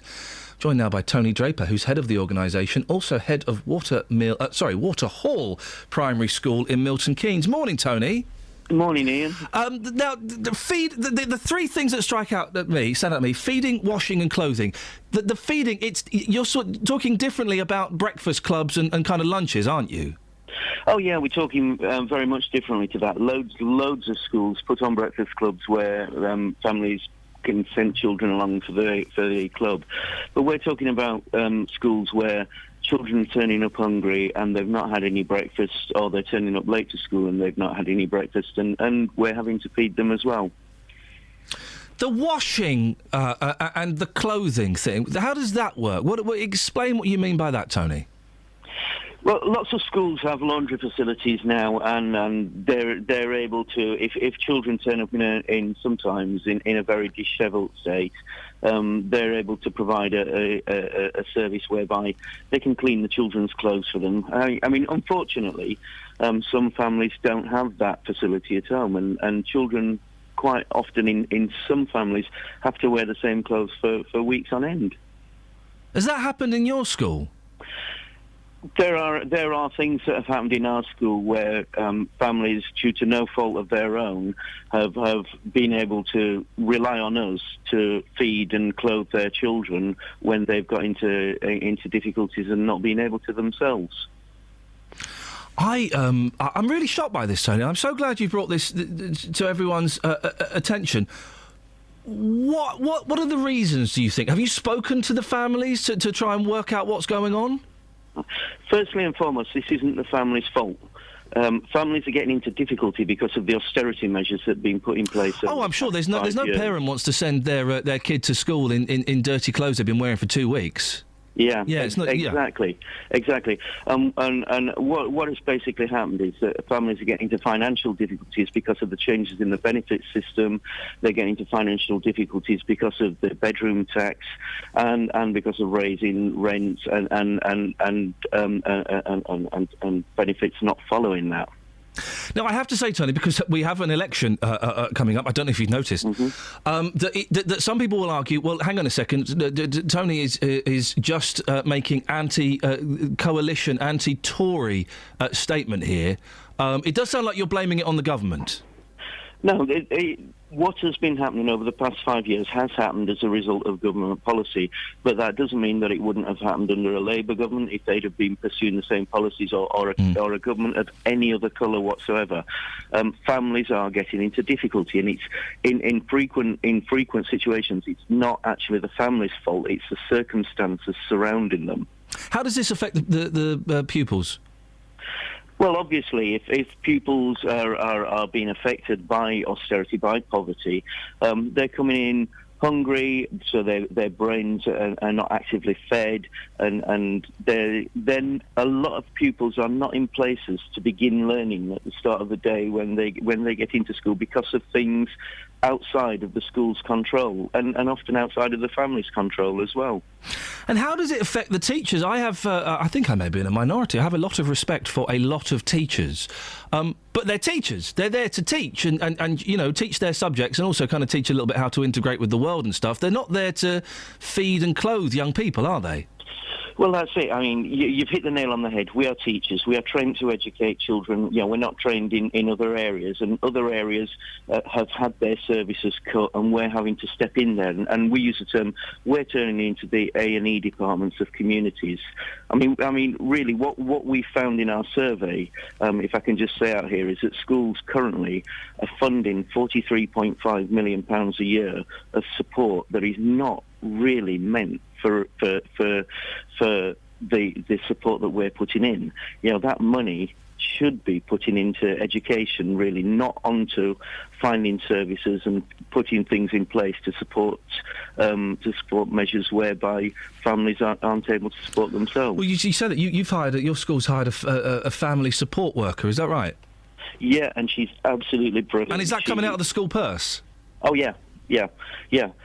She signposts families to services that they can get, and to services that they're entitled to as well. Now, you know, she is brilliant, and I wouldn't swap her for anything. But actually, that's not a fundamental role that a school should be playing. You know, we're employing her because other services have been cut, and that's, like I say, totally as a measure of the austerity measures. Tony, I really appreciate your time this morning. Thank you for talking to us. Thank you very much, Ian. Thank you, Tony. Tony Draper, head of the National Association of Head... Imagine being the head of the National Association of Heads. That's like Don Corleone, isn't it? He's also the head of Waterhall Primary School in Milton Keynes. Travel news for beds, cards and bugs. BBC Three Counties Radio. On the M25, there's a lane blocked clockwise just after junction 25 for Enfield in the Holmesdale Tunnel because of a serious accident involving 3 or 4 vehicles. Also on the M40 northbound, it's down to 1 lane at junction 1A for the M25, which is causing queues northbound from the Denham roundabout. And looking at the speed sensors in Chalfont St Giles on Boystridge Lane, it's slow on both approaches to the High Street and Narcott Lane, where the closure is still in place because of a building fire on Wednesday night. And also on the speed sensors in Dunstable, it's looking quite slow in both directions on the High Street, approaching West Street and Church Street in both ways. On the train, Southern have delays of half an hour between Watford Junction and Balham because of problems with the tracks yesterday that have damaged some of the trains. Samantha Bruff, BBC Three Counties Radio. Across beds, hearts and bugs. This is BBC Three Counties Radio.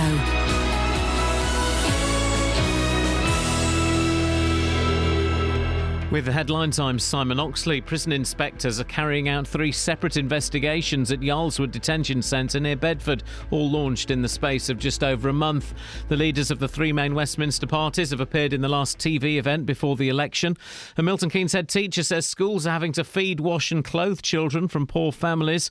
And former world boxing champion from Luton, Graham Earl, has been jailed for 7 years for his role in a drugs gang.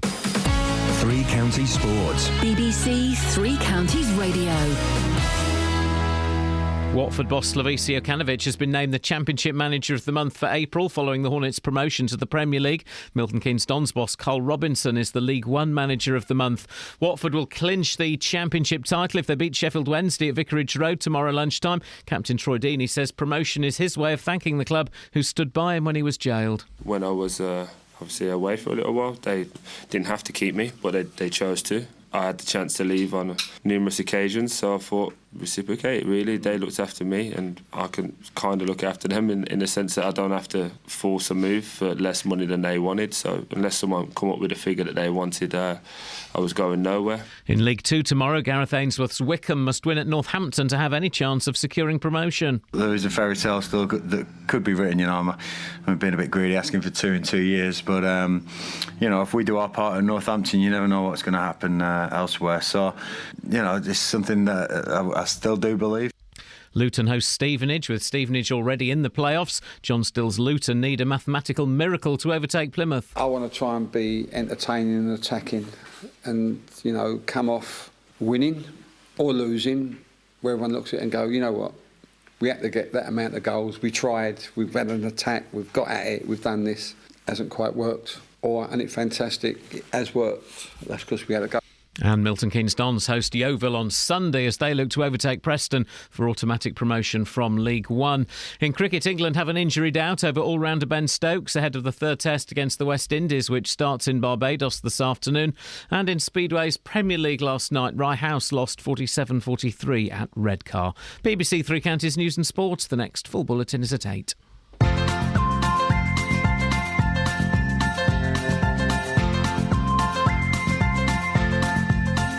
There's a voice that keeps on calling me. Down the road is where I'll always be. Every stop I make a new friend.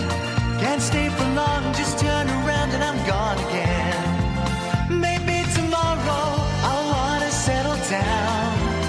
Until tomorrow I'll just keep moving on. Down this road that never seems to end. When new adventure lies just around the bend. So if you want to join me for a while, just grab your hat, come travel light, that's hobo style. Maybe tomorrow I'll want to settle down.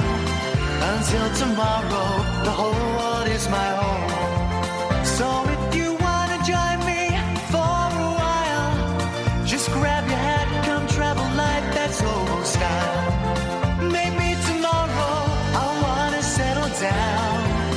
Until tomorrow, I'll just keep moving on.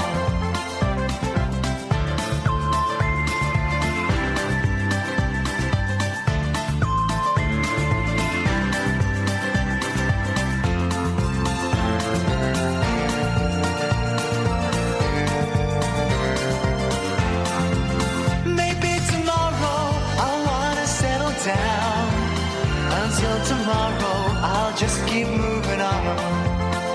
There's a world that's waiting to unfold, a brand new tale no one has ever told. We've journeyed far, but you know it won't be long.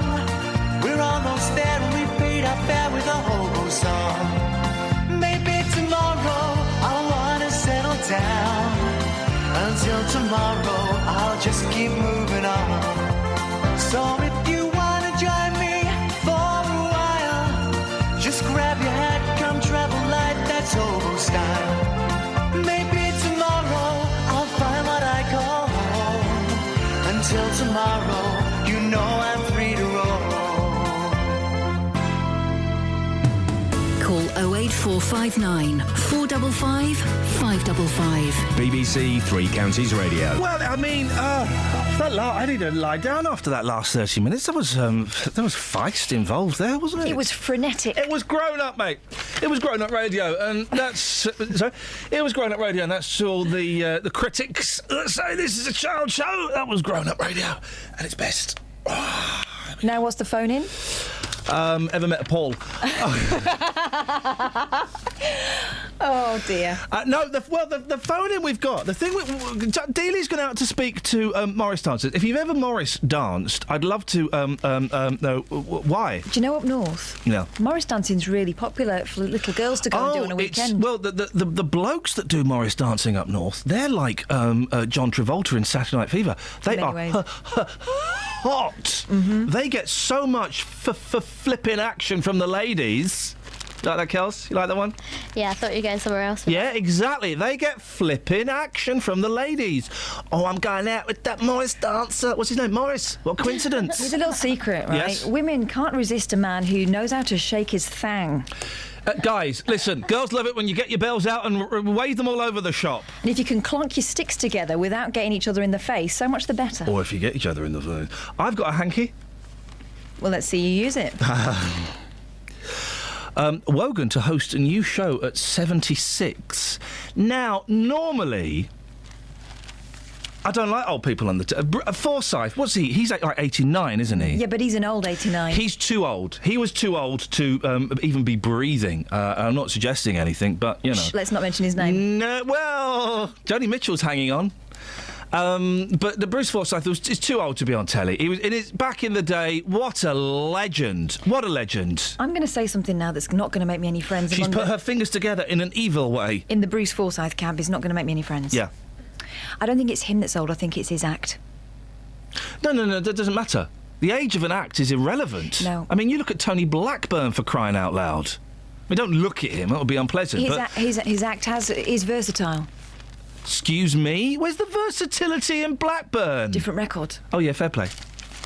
Same joke from Forsyth. No, but Tony Blackburn's act is old, right? Literally old, but it's not aged, and there's a difference. I could listen to Tony Blackburn till the cows go home, and boy, if you're stuck in a room with him, you have to.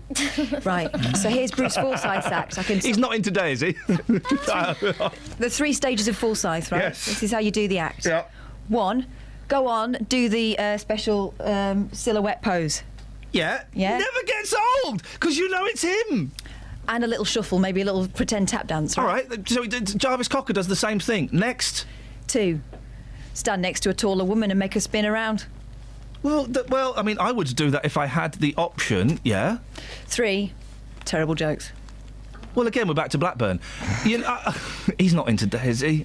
He's old. I don't want to upset him. You don't need to be scared of him. I know. I can outrun him.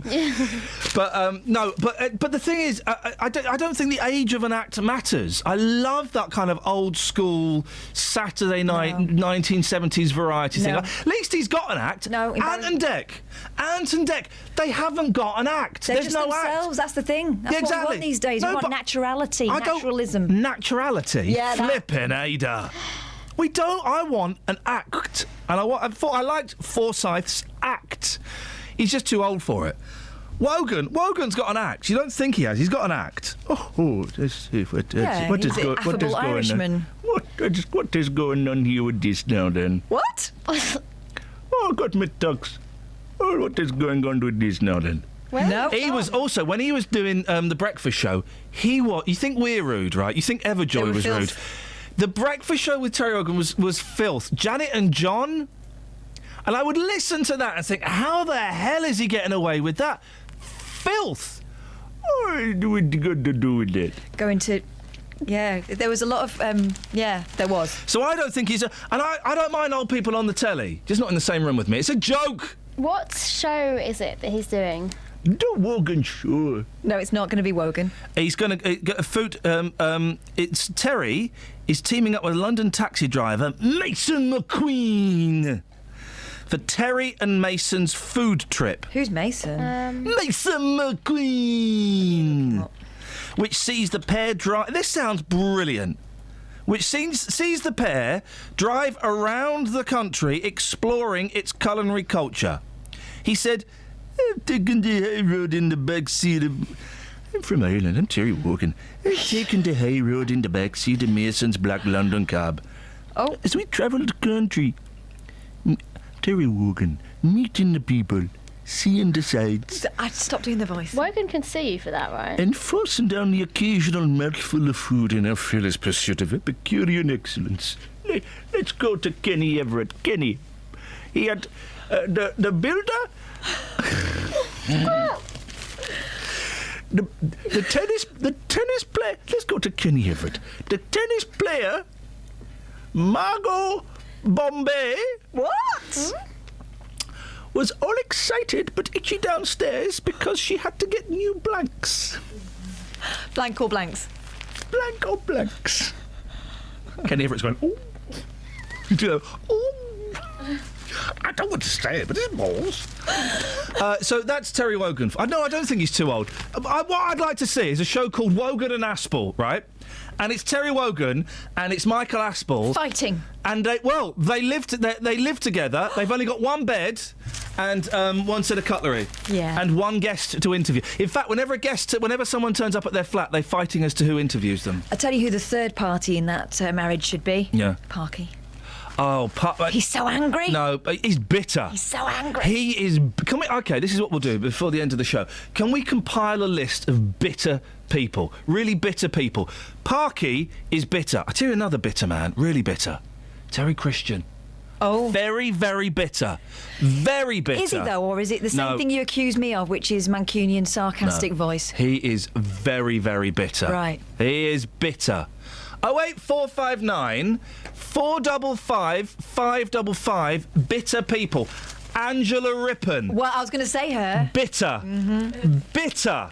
She is so bitter. Selena Scott. Very bitter. Oh, she's bitter though. Very, very bitter. This is going to be fun, dear listener. The rest of the show, bitter people, please. Well, go on. Hang on. Are you saying something I can broadcast? No, I'm just laughing at Kath's actions and words. Okay, yes. Kath is doing some actions and indeed some words. We'll leave that there. Bitter people, please. And by the way, thank you. Look at that. Look at that. So, steady. Hey, I'm next to Steve Allen on the What's Hot chart. Thanks, Kevin. Teaspoon Riverneck says that's the best Wogan ever, and he's put full stops between each word to give it gravitas. Which Wogan were you talking about? The one that was from County Cork or the one that was from Desmond's? Travel news for beds, cards and bugs. BBC Three Counties Radio.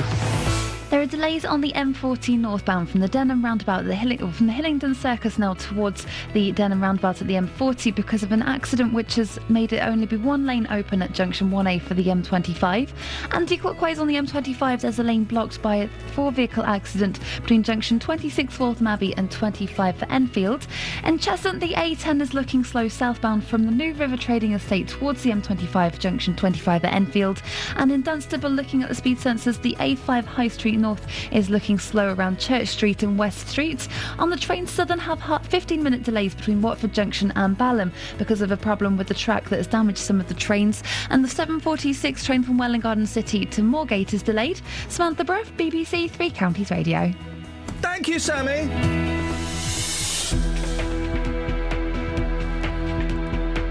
Hang on.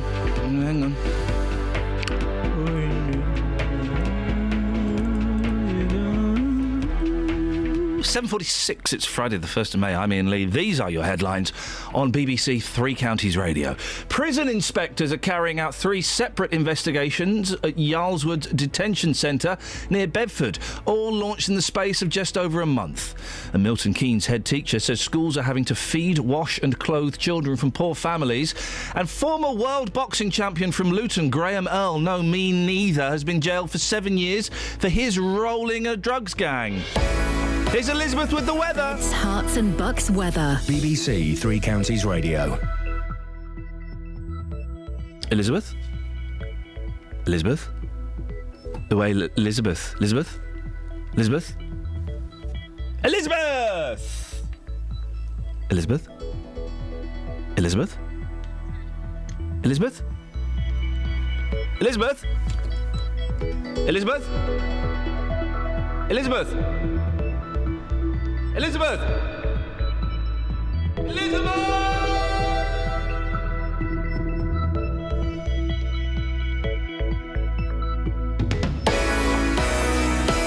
Oh, blimey. Every weekday from 3. Local stories. People in Watford are being urged to celebrate their local heroes by creating a postcard in their honour. In other local news, rugby fans are being warned to watch out for fake World Cup tickets. Roberto Peroni. Now, a metal detectorist has discovered an archaeological find in a field near Royston in Hertfordshire. Taxi drivers in Luton are demanding to be allowed to drive in bus lanes at all times. There is to be a new station at the Leighton Buzzard narrow gauge railway. Roberto Peroni. Weekdays from 3 on BBC Three Counties Radio. Roberto Peroni, skinny and bony. Call 08459 455. What was that? That's a song. BBC Three Counties Radio. What song is that? My Little Pony. That's what it is. And every time I hear Roberto Peroni's name, thank you. Do you know what? That's been bugging me for years. You didn't come to the right woman. No. I'm the My Little Pony expert. I never go to the right woman. That's my problem, guys. But for years, the last 2 years, every time I hear Roberto's name, the full name, that little thing has gone off in my head. And it's the first time I've dared say it out loud. And now we're all hearing it. It's like the He-Man. It takes him an hour to pick up a flower. Remember that one? There were loads of them, weren't there? Yeah. What were the... Oh, I don't know. Batman and Robin. Go on. I think they were all rude. You know the Batman theme, right? What are the words to it? Batman. You know there's no one singing on that. Oh? There's no one singing on... Get the Batman theme, right? The classic Batman theme. There's no one singing on the Batman theme. Well, I know they probably didn't do the... But they did go, Batman. No. It's just horns. What? I'm sure I'm right on this, guys. There's no one... That's right, you can hear Paul Scoins warming up his vocals. He's just demanding his rider of a bottle of scotch and brown M&Ms. There is no one singing Batman. It's horns going... Wow, they got the trumpets to sing Batman. Honestly... I'm sure that's right. I'm right on that, aren't I, guys? Let me look into it. Could you look into that for me, please? I'm going to look into it. Because I'm pretty sure... Oh. Yay! It's no one saying it. It's horns going... Batman! 08459 455 555. We're compiling a list of bitter people as well. Just checking, are we still doing the grown-up programme, or is that finished at past? This is grown up, dude. Okay. Dude. Just call me a dude. This is proper grown up. Is the new BBC technology letting us down again? Don't worry, guys. We spent a fortune on brand new technology. It'll work. I'll just use my mobile phone, please. Anthony Worrell Thompson. Anthony Worrell Thompson. I don't think he is bitter anymore. I think he's humble. Let me give you someone who's bitter. Anthony Worrell Thompson is always turning up at BBC buildings with his cap in his hand, saying, "Excuse me, Gov. I'm really sorry for stealing that stuff. Can I?" No, Thompson. No, we have not forgiven you. Forgive him. Forgive him! For goodness sakes. It's Worrell Thompson. We all liked a bit of the was. Honeyford. Very bitter. Very bitter indeed. 08459 455 555 is the telephone number. If you want to give us a call, you can text us as well. 81333. Start your text 3CR. Otherwise... it goes to the wrong station. Scott, you didn't make up the Roberto Peroni song. I made that up. I made that song up. You didn't make it. It's the My Little Pony song. Don't start giving it all. Don't start giving it large, sunshine. You're right, Ian's wrong. About what, Kyle? Oh, about the Batman theme. Are you listening to it? Well, put it on the air, 'cause I've got nothing to talk. Don't just do it selfishly. Put it on the air so we can listen, because I've got nothing to talk about. Oh, Scoins is up now. We'll talk to Scoins. Hey, now listen, guys. I don't know if you knew this. Next Thursday, there's a little bit of voting going on. OK? But you might have a vote. You might have 2 votes. Hey, you might have 3 votes. Bedford, 5 votes. They're not voting for the next MP. Well, they are voting for the next MP. There's also another 4 elections. Political reporter Paul Scoins is on the banks of the Great Ooze. Good morning, Paul Scoins. Is it oozing from within? It is. It's very oozy. It's a nice morning here this morning. Swans have just landed, and there's 2 Canada geese which are effectively hassling me. Sorry, I thought we were talking to Paul Scoyne's political reporter, not Paul Scoyne's Our Getting Bullied by Birds reporter. Well, I can be flexible. This is the rumour that's going around the office, Paul. 5 elections in Bedford. What's going on? This is brilliant. You feel the excitement, the palpitations. Absolutely. This is, I think, a record. I've tried to get that confirmed, but I haven't had that done yet. But it's certainly a record in the UK this year. There are no other places in the country which have as many elections as Bedford, and you can almost feel the sense of anticipation on the street. I mean, in seriousness, this is going to be one of those places which perhaps has a real significant outcome on the whole election. You've talked already this morning about some of the really big issues facing the country, immigration, austerity as well. And, you know, in a place like Bedford where there's only a majority of 1,300 people for the Conservatives, this is an area where, you know, actually voting can make a difference. It could change who's going to be in charge. What's kind of the pecking order in Bedford? If the Tories are kind of there at the moment, who's coming up close behind? Well, at the last election in 2010, the former MP, Patrick Hall, the Labour Party, lost his seat by 1,300 to Richard Fuller from the Conservatives. Now, Patrick Hall's standing again. It's going to be the 6th time he's standing against Richard Fuller. Well, not the 6th time he's standing against Richard Fuller, but the 6th time he's standing. And Richard Fuller's defending this seat. It is going to be close, and that's why we've seen the Prime Minister come here in the last few weeks. We've seen Ed Balls come countless times. I understand Ed Miliband's coming next week as well. We'll see probably more Conservative big hitters coming in the next week too, and they see this as a real pivotal seat. It's one of those marginal constituencies where anything can happen, and we're talking about a government in 8 days' time which may only be decided by a handful of seats. That makes Bedford quite interesting, and as you say, you know, there are other elections going on. We've got the Police and Crime Commissioner election, which of course is the first of its kind, the referendum on to raise council tax. We've got the mayoral election too, and that's going to be close. So there is a sort of sense that things are changing. I've been out on the streets of Bedford to try and work out if people really understand the number of ballot papers that they're going to have to contend with on Thursday. Is that my cue to press play? Yeah, it was. I've just done it as it come in and got it back in the post. So in Bedford, there are 5 elections taking place on May the 7th. Does that just make you go a bit mad, having to think about all those different people to vote for? No. I do it for one and one only. No, it's. I don't find that confusing. I think some of their policies cause a confusion. It's a question of choice, not of numbers. Well, I think if you're used to using the ballot paper and are registered to vote, then you should not have too much problems. 5 minutes at the most if you know who and what you want. But obviously if you can't make your mind up or you're not used to the system, then yes, it will be a bit of a challenge for some people. Well, Paul, I've got to ask, are you at the foot of a volcano or something? Because if you are, I suggest you get out of there quickly. It sounds like it's about to erupt. Sorry, Ian, you dropped out. Thank you very much indeed, Paul Scoynes. Where is he? Thank you, Paul. Paul, but very quickly before you go, because and it is really, really noisy there. It's very noisy there, Paul. So I'm just going to keep you for a second. Do people? Is it going to be confusing for people to vote, or will it be quite straightforward? Is he talking to me still? Yes. Okay. There we go. That's great. Thanks very much indeed. BBC Technology and BBC presenters. Kiri's on the line. Morning, Kiri. Good morning. That was fun, wasn't it? Well, that was as smooth as I was expecting it to be. It's nearly as smooth as always my calls are. Michael's? Are Michael's smooth in your experience? My calls. Michael who? Row the boat ashore? Hallelujah? I have to tell you who's bitter and disgusting. Oh, we weren't doing a who's a disgusting phone-in, we were doing a bitter. But I think you might agree, it's John McCruick. Well, do you know what? I think John McCruick was bitter. And then when we had him on the show, I don't know. Do you know what? Let's go to Catherine Boyle. Catherine Boyle. Kerry is suggesting John McCruick is bitter.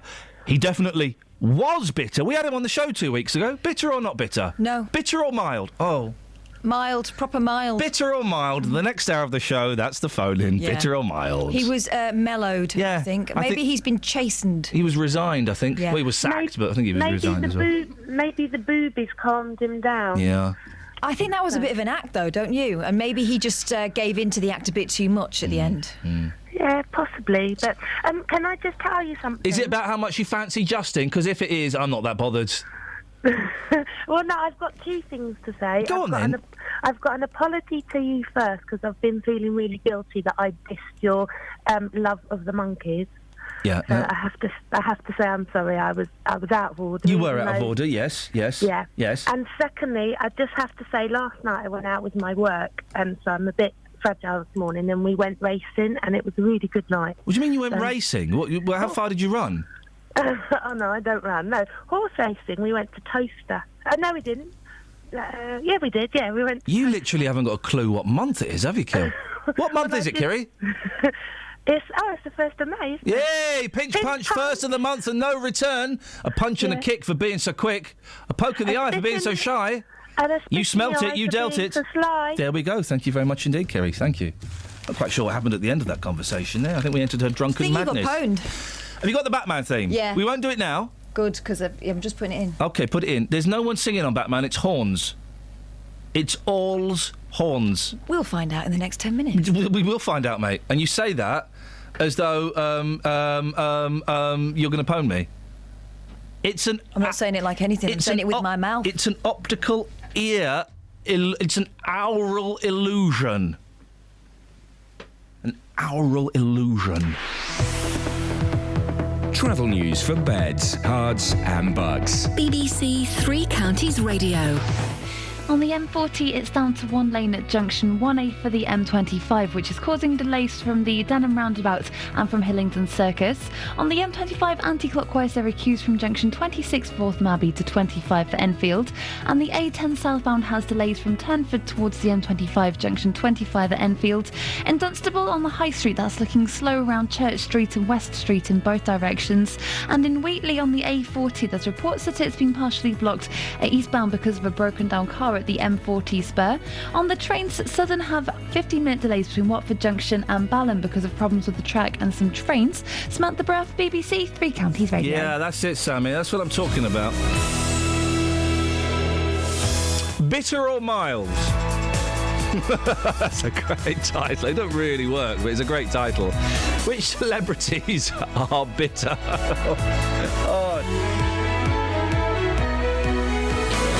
Local and vocal across beds, hearts and bucks. This is BBC Three Counties Radio.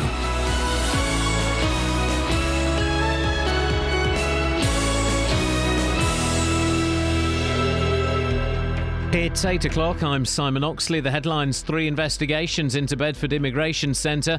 Miliband rejects any deal with the SNP, and former Luton boxing champion jailed. BBC Three Counties Radio. Prison inspectors are carrying out 3 separate investigations at Yarlswood Detention Centre near Bedford, all launched in the space of just over a month. The most recent inquiry involves the suspension of a custody officer for allegedly using excessive force to disperse a protest. Serco, who run the centre, say they had intelligence the detainees were armed with cutlery. Usman Noor is the lawyer representing some of the detainees. They have the right to a peaceful protest. They sat in, they sang songs. There were other ways of getting through those ladies. They did not need to bring in 40 riot officers with helmets and shields, and they did not need to hit them. The leaders of the 3 main Westminster parties have appeared in the last TV event before the election. David Cameron refused to spell out whether or not he planned to cut child benefit. Nick Clegg defended going into coalition with the Conservatives, and Ed Miliband gave his most emphatic rejection yet of any agreement with the SNP. If it meant we weren't going to be in government, not doing a coalition, not having a deal, then so be it. I'm not going to sacrifice the future of our country, the unity of our country. I'm not going to give in to SNP demands around Trident, around the deficit or anything like that.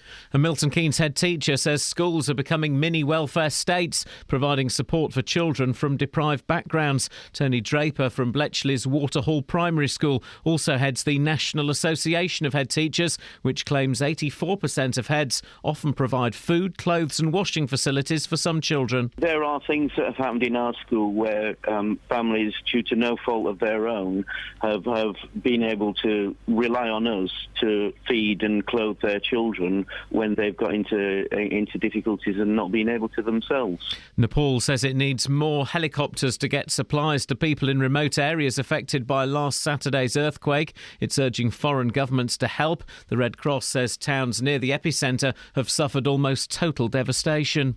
A former world boxing champion from Luton is beginning 7 years in prison for supplying drugs. Graham Earl was part of a gang of dealers operating in Hitchin and Letchworth. More from Barry Caffrey. Earl, who once held the WBU lightweight title and fought Amir Khan, had his last fight in 2014 when he came out of retirement. But the 36-year-old from Talbot Way in Luton was part of a 6-strong gang which supplied cocaine and cannabis and sold it on the streets. The leader of the gang, Christopher Collins from Paynes Park in Hitchin, was jailed for 12 years, while another boxer, 26-year-old Amador Rahman from Jessup Road in Stevenage, was jailed for 4 years. In sport, Watford boss Slavisa Jokanovic has been named the Championship Manager of the Month for April, following the Hornets' promotion to the Premier League. Milton Keynes Dons boss Carl Robinson is the League One Manager of the Month. The weather, a dry, fine day with plenty of sunshine, maximum temperature 12 degrees Celsius. And you can get the latest news and sport online at bbc.co.uk/Three Counties. Thank you, Simon. Gosh. It's been a really busy show. I mean, feisty. Not everyone agreeing on the texts with what's being said, but that's all part of it. Yarlswood, dirty kids, bitter or mild. Which celebrities are really bitter? So far, we've got Gloria Hunniford, Angela Rippon, Bruce Forsyth, Parkinson. Bitter celebrity, please. Terry Christian. 81333. Start your text 3CR. You can give us a call. 08 459 455 555. Across beds, hearts and bucks. This is BBC Three Counties Radio. And we'll do this in a bit. The Batman theme, it's not got people singing on it. It's horns. It's horns. We'll do that in a bit. I'm sure there was a Batman. No, it's a Batman. That's it's someone horn. singing. Yeah, that's me singing. I'm doing the impression of a horn. I didn't listen or watch any of Question Time last night because, you know what, I'm really bored of this flipping election. I heard some of it. I drifted off to sleep. I heard like a snatch of the Cameron, and I heard like 2 minutes of Miliband and 2 minutes of Clegg. Why were they all cracking gags? They were all cracking gags. The bit I heard of Miliband was going, well, you know, I'm not going to be like the other guy and not making jokes about and getting big laughs, talking about Cameron. And then Clegg, the first question for Clegg was about tuition fees. He went, well, that's a great start. Thanks for making me feel so comfortable. Yeah. Anyway, stop the gags. A lot of references to a darkened room as well. Oh, what? Go over it, boys. The darkened room, is that like a 50 Shades of Grey reference? Said I wouldn't want to be in a darkened room with X, and then X said that I wouldn't want to be in a darkened room with you, and then the other one said I probably quite like it. Oh, blimey. Anyway, I made the last one up, but they probably would. I mean, fair play. The best the Mail has got, I mean, the best, the thing that the Mail is focused on, obviously don't like Miliband, I didn't see this, is a picture of him stumbling as he got off stage. Oh, guys, come on, what about the policies? What about the policies? Yeah. And it didn't look like a massive stumble either. Give us some texts, and then we'll crack on with. Have some texts. With talking about this story. We're busy, lots of stories this morning. Adele thinks that Russell Brand is a bitter person. No, he's not bitter. No, he's mild. You don't need to be, does he? No, he's mild. Bitter people. Most football managers are very bitter. Mourinho and Wenger spring to mind, says Ben of Bucks. Mourinho's not bitter. I think he's just dry. Yeah, Mourinho's not bitter. He knows he's cool. Yeah. He knows he's cool. Doesn't need to. I think you'll find the lyrics to He-Man, says Phil, are "You ain't got the power to pick up a flower or flick off the zits from your nose." I always thought it takes him an hour to pick up a flower. Yeah, I thought it was. Yeah, you're dissing He-Man. Because he's, you know... Are they they should remake He-Man. They couldn't. What was He-Man's They couldn't. power? They were... He's really strong. Really strong, but he... had the power of Greystone. Grayskull. It was a sword, wasn't it? Magic sword, wasn't it? And he knew Ram-Man. Ram-Man and Fisto. Wow. That was my nickname at school. I was very brave about it. Prison watchdogs are back at Yarlswood this morning as the detention centre is the focus of another round of damaging allegations. And let's just quickly look at the other allegations. Of course, April the 20th, 33-year-old Pinakin Patel collapsed and died at the centre's family unit. The death is being investigated, and 2 Serco officers have been suspended after a Channel 4 programme exposed them using racist, sexist, abusive and degrading language. Well, the new incident involves a protest. A custody officer has been suspended as part of the latest inquiry amid claims he used excessive force to break up a protest. Well, Heather Jones is coordinator for Yarlswood Befrienders. Heather, just for those people who maybe haven't heard you on the show before, Yarlswood Befriender, what is that? What do you do? We're a group of local people who are concerned about what happens to people in Yarlswood. We visit, we cannot give any legal advice, but sometimes there are things that we can suggest might help, something that it would be worth talking to their solicitor about, or some practical advice that we can give them. We find one of our volunteers who will visit them regularly so that they've got somebody to talk to. How regular is regularly? How often do they go in? Every week. Every week, OK. What more do you know about these 3 investigations? They're all very, very serious situations, aren't they? Well, I certainly haven't spoken to anyone who was involved in the last incident directly. But when you have a lot of people who are locked up indefinitely for what is administrative convenience, people are going to be upset. Where they feel there is a sense of injustice, there are going to be protests. Let me play devil's advocate, Heather, and we've had a few texts this morning about this, and we generally get a few phone calls on this. And this isn't necessarily where I'm coming from, but I just want to put this to you. These women, they come over here, we put them up, we feed them, we clothe them. When they get out, they're only going to sponge off the state. What more do they want? People who come here to ask for help need to be helped, not locked up. If I was locked up when I'd been asked to somebody for help, I wouldn't find that an acceptable way to be treated. Would you?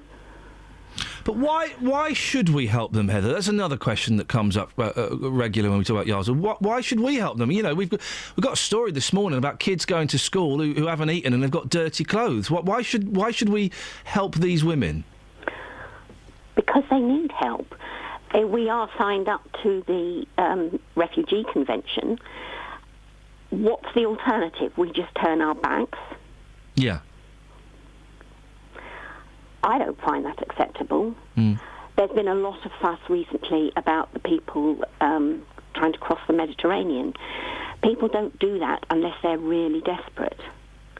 If bodies were being washed up on the coast of Britain, would people find it acceptable that they were just left to drown? Heather, what do you think about the way Yarlswood is run? I remember a long time ago, I don't know when it was, we had one of the people in charge of Yarlswood came on and said, no, we're doing a great job and I'm happy to come on your show whenever you want and tell you that. Well, he moved on from his job about 3 weeks later. It would appear there's not much consistency, and it's popping up in the news regularly for the wrong reasons. I don't think there are any right reasons for it popping up.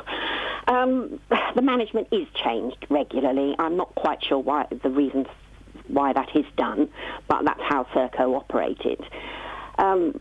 There is a lot of goodwill. There are a lot of good staff there, but the system is poor. A system that treats people very badly. What would you do differently, Heather? What needs to change, in your opinion? There needs to be a limit on detention. The parliamentary detention inquiry that was released earlier this year had some very strong recommendations. They were talking about making detention an absolutely last resort for a very short period of time, and that people's cases should be dealt with while they are living in the community, where they have access to any forms of help that they might need, access to be able to present their cases properly. The problem with that, Heather, again, I'm playing devil's advocate, and I hope you don't mind me, kind of challenging you like this. I know you can take it. You're an intelligent woman. The problem with that is if you have the people in the community, it would be easy for them, if they were dodgepots, to just kind of disappear, wouldn't it? It would. There isn't an enormous amount of evidence to show that people do routinely abscond. It's what people are often accused of, or a reason giving for their detention in the first place, that they might abscond. And these may have been people who have been regularly reporting for months, if not years. So to suddenly be told, oh, you might abscond, is another reason why people might feel rather aggrieved. But it's also extremely costly to keep people locked up. It's much cheaper to keep people in the community. Heather, always good to talk to you. Appreciate your time. Thank you. Heather Jones, coordinator for Yarlswood Befrienders. Call 08459 455 555. BBC Three Counties Radio. Thank you, Lisa. Heather Mills. Very bitter woman. Very bitter. She was bitter before she got with... She's always been bitter. I mean, fair play. She's been through, some stuff. But she was always bitter from before McCartney and became even bitterer. Yeah, we thought it was feist before, didn't we? No, it was bitterness. Although, do you know what? I kind of quite like Heather Mills. I kind of quite like her. I like the fact that she don't care. Well, she don't care. And fair play. I mean, I thought she seemed bitter. Who knows what happened in that marriage? We'll never know. Well, she's told us quite a lot of what she says happened. I thought the way she was torn apart by the press afterwards, I mean, she kind of invited a bit of a backlash, but the way she was torn apart after that marriage fell apart was pretty horrible. I think, do you know what? I think a lot of bitterness that the British public had for Yoko Ono in 1968, they took out on Heather Mills. You think they exorcised their bitterness? I do. I genuinely do. Possibly. I think a lot of people as well were angry with McCartney for getting with her a year after Linda died. I know, but do you remember what he said? When you've loved someone that much, you kind of want that back in your life. When you again. love someone that much, you want to go for a woman who's 30 years younger than you and a former lingerie model. Have you seen the wedding pictures? No. I think the Mail published them like 2 weeks ago or something, and they've got the whole wedding party there and the two daughters at the front stony-faced. do you know what, guys? I'm going to say it. I like Heather Mills. I also wouldn't mess with her. No. So if you're listening, morning, Heather. Go, girl.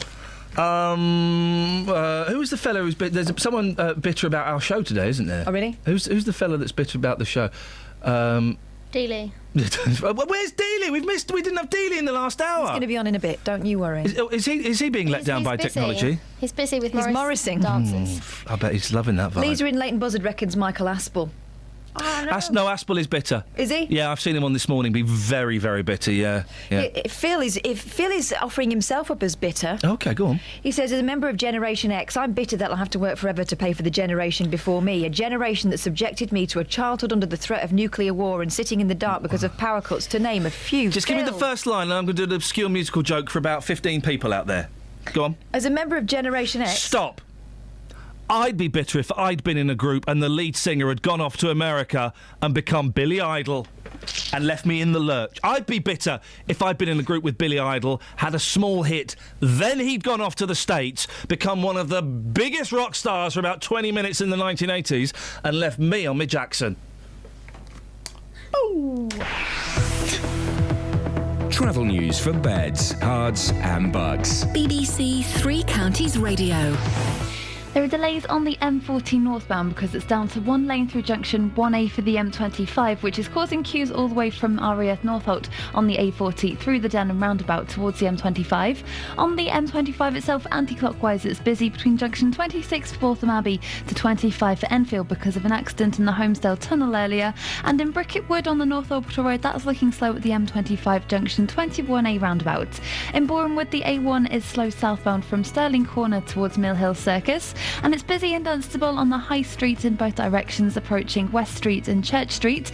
On the trains, though, the delays between Watford Junction and Balham have cleared up now. The trains are all in the right place again after the problems with the track and the trains. Samantha Bruff, BBC Three Counties Radio. All right, Sammy, if you love travel so much, why don't you marry it? That's impossible. Oh, yeah.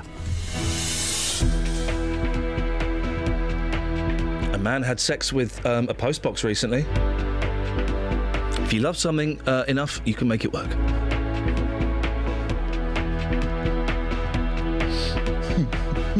Made myself laugh. 8:16. It's Friday, the 1st of May. I'm Iain Lee. These are your headlines on BBC Three Counties Radio. Prison inspectors are carrying out 3 separate investigations at Yarlswood Detention Centre near Bedford, all launched in the space of just over a month. A Milton Keynes head teacher says schools are having to feed, wash and clothe children from poor families.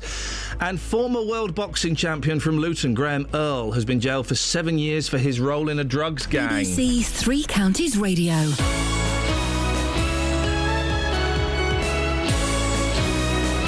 Baby smooth. Yes, you are, aren't you? Smooth as a baby's bum. How do I know that? I compared last night. Really? I've had a shave. The beard's gone. Dealey's a one-man beard club now. It has gone. Yeah. I quite liked the beard. I thought it made you look butch. Thank you. Well, hang on. But I look butch now. I look babyface. You look younger now. Yeah. I know I enjoyed the beard. The beard will come back. I just got a bit bored of it. Oh. Gets a bit itchy, doesn't it? No, it wasn't itching. I was doing this a minute ago and I'd forgotten my moustache had gone because the moustache was overhanging. I could suck it. Suck it? Yeah, I could suck. Could you suck food out of it and things like that? It did get messy, and I would wake up with I would sleep on my left side and I'd wake up with drool, kind of a really drooly beard. Going a bit crusty. A little bit crusty, yeah. Oh, that's lovely. But I would wash it every 3 or 4 days and it would sort the problem out. Not a problem at all. But it's gone. You ever grown a beard? Because I can see from your stubble you would grow there are no gaps. That your face I can grow a good beard. Yeah. The slight problem, and I say this without wishing to cause any offence to our flame-haired listeners, but the bottom half of my face is bright ginger. Yeah.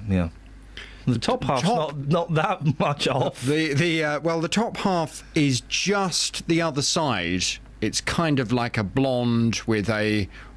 Go on, say what you want to say. No, you would very generously call it in a half light with your eyes squinted strawberry blonde. But I mean, you're a ginger. What? And that's fine. I'm not one of these people that's anti-ginger. No, he's on the tawnier side of blonde, I'd say. I'd say you're more of quite mousy, really. Yeah, he's not tawny blonde. or mousy. He's neither an owl nor a rodent. He's ginger, and that's fine. Embrace it, The bottom half of my face is bright ginger.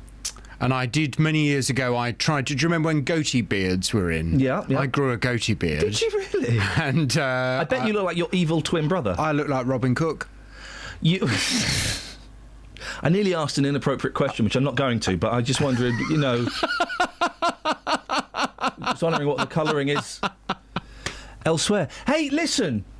I held off. You can show me for a hotel. For £13 a night? I know. In Marrakesh. I would expect the manager to be taking swings at me in a hotel that cheap. It sounds awful. This was the consumer case we were talking about yesterday. The man who went to Marrakesh, missed his flight. I got no sympathy for this guy. Really? He missed his... Oh, mate, he missed his... Yes, admittedly, I got there as the gate was closing, but there was plenty of time to get on. That's not how it works, mate. There's always plenty of time between the gate closing takeoff. That's not how it works. You missed the flight. Tough. Next. But the hotel was awful. But when we clarified with the booking agent yesterday how much the hotel had cost, I think the entire accommodation cost was £69 for 2 people. For 2 people for like 4 or 5 nights? 4 nights, yeah. That's incredible. Yeah. But I don't know, maybe Marrakesh is... Because I wouldn't want to go to Marrakesh because apparently they chain monkeys up in the streets and things like that. Oh, can you buy them? Can you hire them for monkeys chained up in the streets? Can you dress them up as bellboys and butlers and get them to serve you drinks? I mean, they have their nails ripped out, of course. They don't want to get scratched to catch rabies. But I don't know whether it's one of those cheap countries, where you can buy a pint of beer for 10p.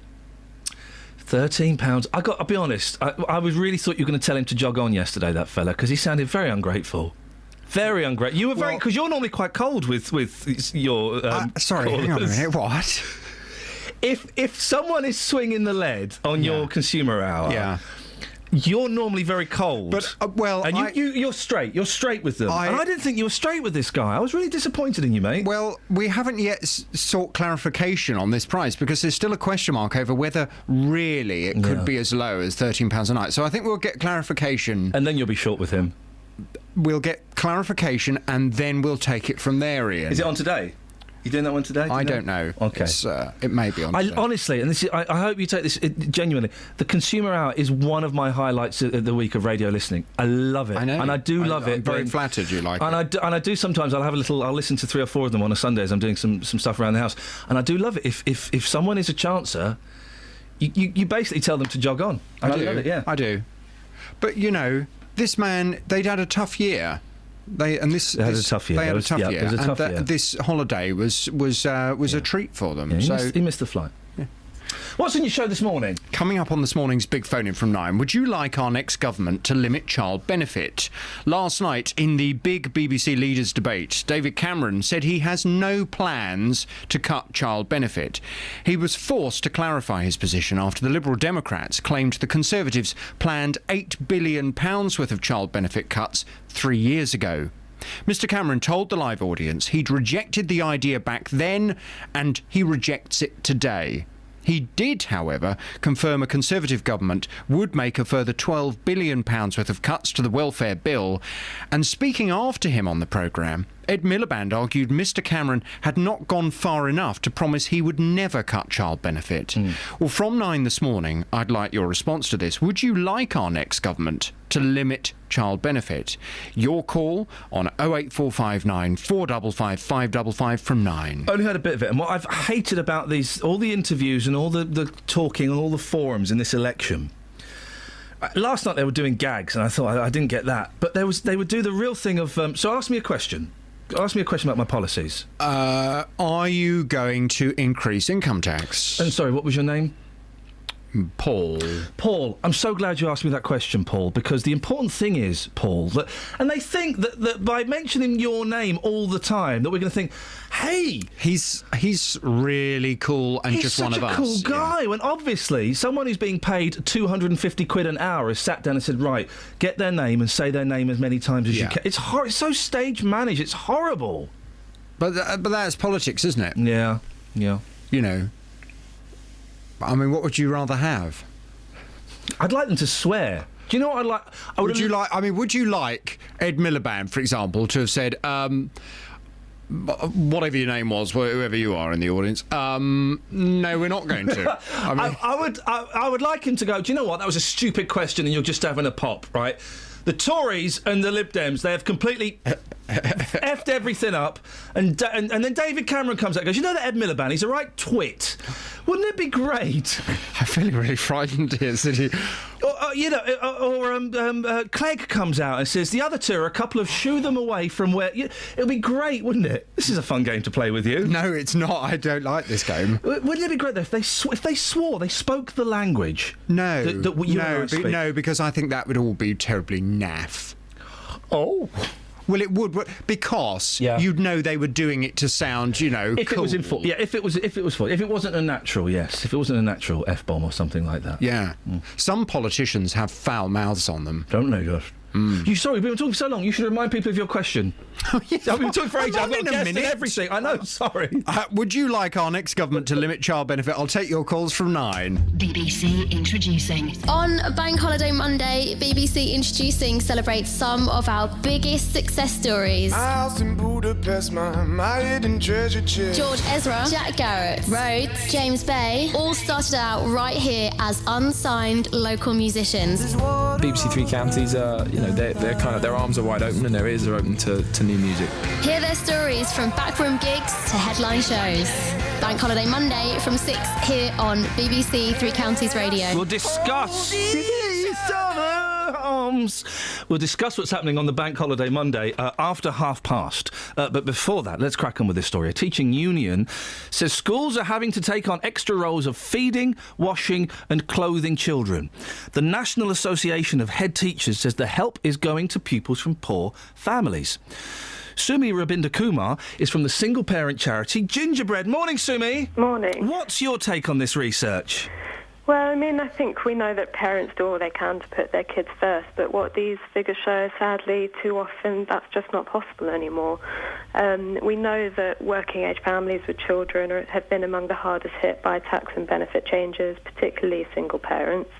And they're struggling to make up the difference between those losses and rising prices of household essentials, as well as stagnant wages and increased low-paid and insecure work. More people are in work at the moment, though, aren't they? So surely you would have thought that would have had a knock-on effect, and kids would have been fed and clothed better. That's right, more people are in work, but what we've also seen is an increased risk of in-work poverty, and it's showing that a job just isn't enough. So we hear time and again parents are taking on second, even third jobs, coping in every way they can, cutting back on what they're spending, cutting out spending entirely in some cases for things like skipping meals and so on. But there's a point at which they just can't do any more, and many parents are finding they've got nowhere else to turn to. It's always been tough, though, hasn't it, Sumi? Always. I remember in the 70s we didn't have anything to rub together in terms of money. I had clean clothes to school every day. I got fed. Do people not know how to budget anymore? No, I don't think that's the case. I think particularly when you're on a low income, you absolutely know what you've got to spend down to your pounds and pence. What's happened is that safety net has been taken away. And what we see, particularly in this case, is firstly that emergency support is no longer being delivered in a very sustainable, consistent way. The schemes to deliver emergency support have been localised. Many people aren't being able to access the help they need in a crisis as they could before. And secondly, there's a bigger picture issue. We've seen the reason for benefits is to deal with things like low pay, high housing and childcare costs that have been rising significantly in recent years. Cuts to that support just make it even harder to manage without providing a real solution. And what we need is for politicians to take note, to see that families are really being pushed to breaking point and deliver long-term solutions that actually look at low pay, that look at fair financial support for those in work, including childcare costs, and proper support to help people back to work. And that's really how to help parents back on their feet and provide for their families. But the coalition would argue that there is proper support for people to get back to work. We said earlier that it's the lowest unemployment rating for quite some years. But we are better off, aren't we? Well, I think what we're finding is that those on the lowest incomes are really struggling. We've seen a rise in low-paid work. We've seen a rise in insecure work. We've seen issues like zero-hour contracts come up recently. It's only a small percentage of people with zero-hour contracts, isn't it? It is a small percentage of people, but it's still a critical mass of people. And there's lots of people who are in sort of part-time work and being stuck in part-time work when they want to work longer hours. We're seeing a job market that isn't delivering the right jobs, sustainable jobs for everyone. And what there's a risk of happening is for families who are struggling, who are most vulnerable, of simply being left behind. And that's why we need a strategy that actually delivers an economic recovery for all by addressing these long-term problems like low pay and high housing and childcare costs. Sumi, it's good to talk to you. Thank you for your time this morning. Sumi Rabinda Kumar is from the single-parent charity Gingerbread. 08459 455 555. Travel news for beds, cards and bugs. BBC Three Counties Radio. There are delays on the M40 northbound approaching the M25 because of an accident there that's closed 2 lanes, and the delays are reaching the RAF Northolt roundabout, the A40, and going through the Durham roundabout. In Derrells Cross on the A40 Oxford Road, there are queues between Amersham Road and Windsor Road, and also in Telford St Giles, Bowstridge Road is still closed in both directions between the High Street and Narcott Lane because of a building fire. In Tame on the Aylesbury Road, that's looking really slow between Tame Road and Kingsley Road, and also in Houghton Regis on Houghton Road, it's looking really busy into town around Bedford Square. On the trains, Chiltern Railway are reporting possible delays through Dorridge because of a signalling problem. Samantha Bruff, BBC Three Counties Radio. Sammy, thank you very much indeed. Oh, Marion, the king. Marion in Hemel has texted in, the king of bitter celebrities. Ladies and gentlemen, I present to you his bitterness himself, Mr. Bill Oddie. Across beds, hearts and bugs. This is BBC Three Counties Radio.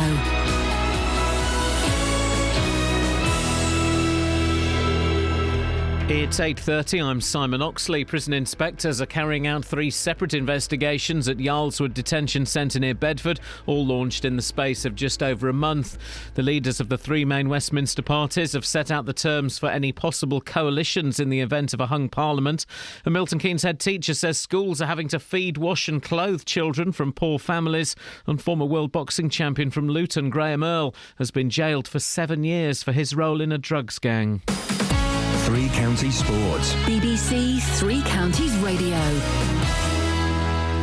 Watford boss Slavisa Jokanovic has been named the Championship Manager of the Month for April following the Hornets' promotion to the Premier League. Milton Keynes Dons boss Carl Robinson is the League One Manager of the Month.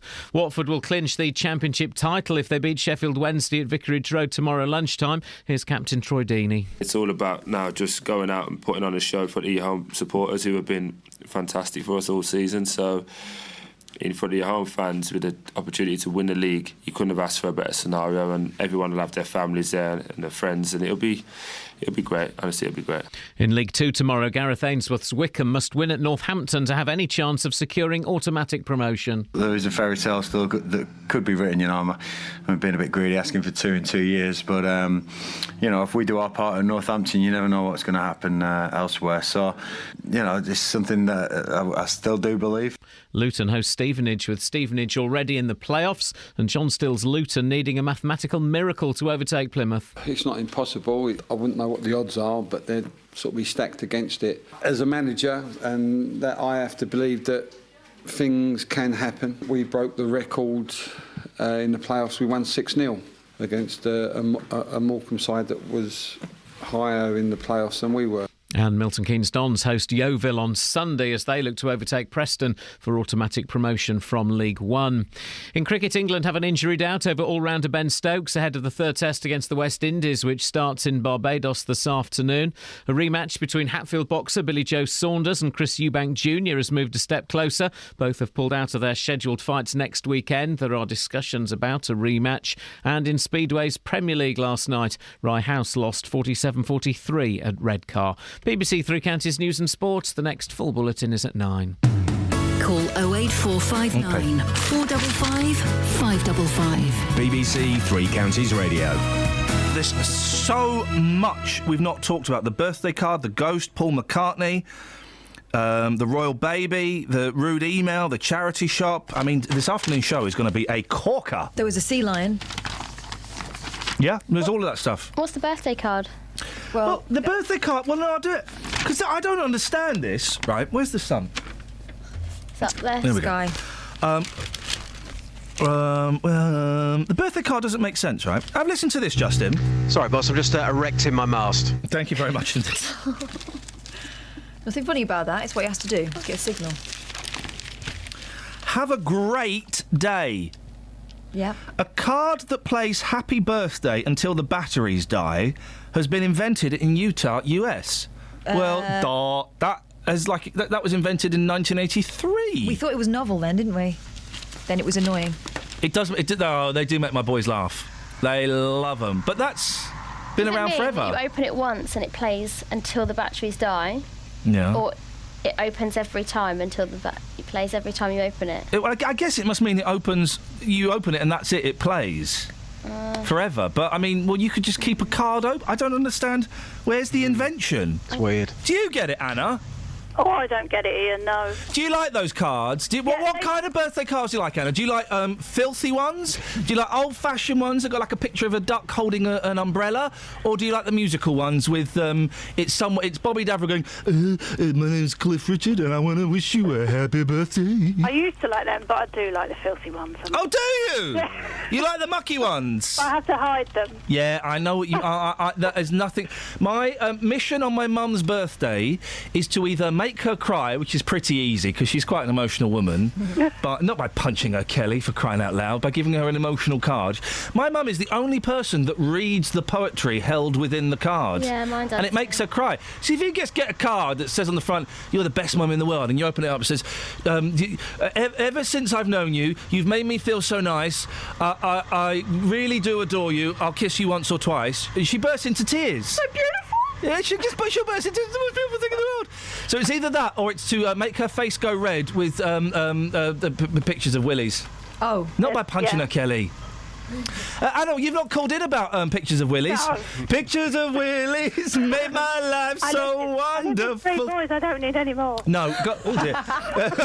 Anna, what have you called in about? So you called in for something serious? That gingerbread lady Bless her, she just made me really angry. That was the lady, Sumi Rabinder Kumar, who's talking about how some kids at schools have they go in and they've not been fed or they've got dirty clothes on and stuff. Why did she annoy you? Because it's ridiculous. We've all got sinks. We've all got, I fed my family just over £2.50 last night.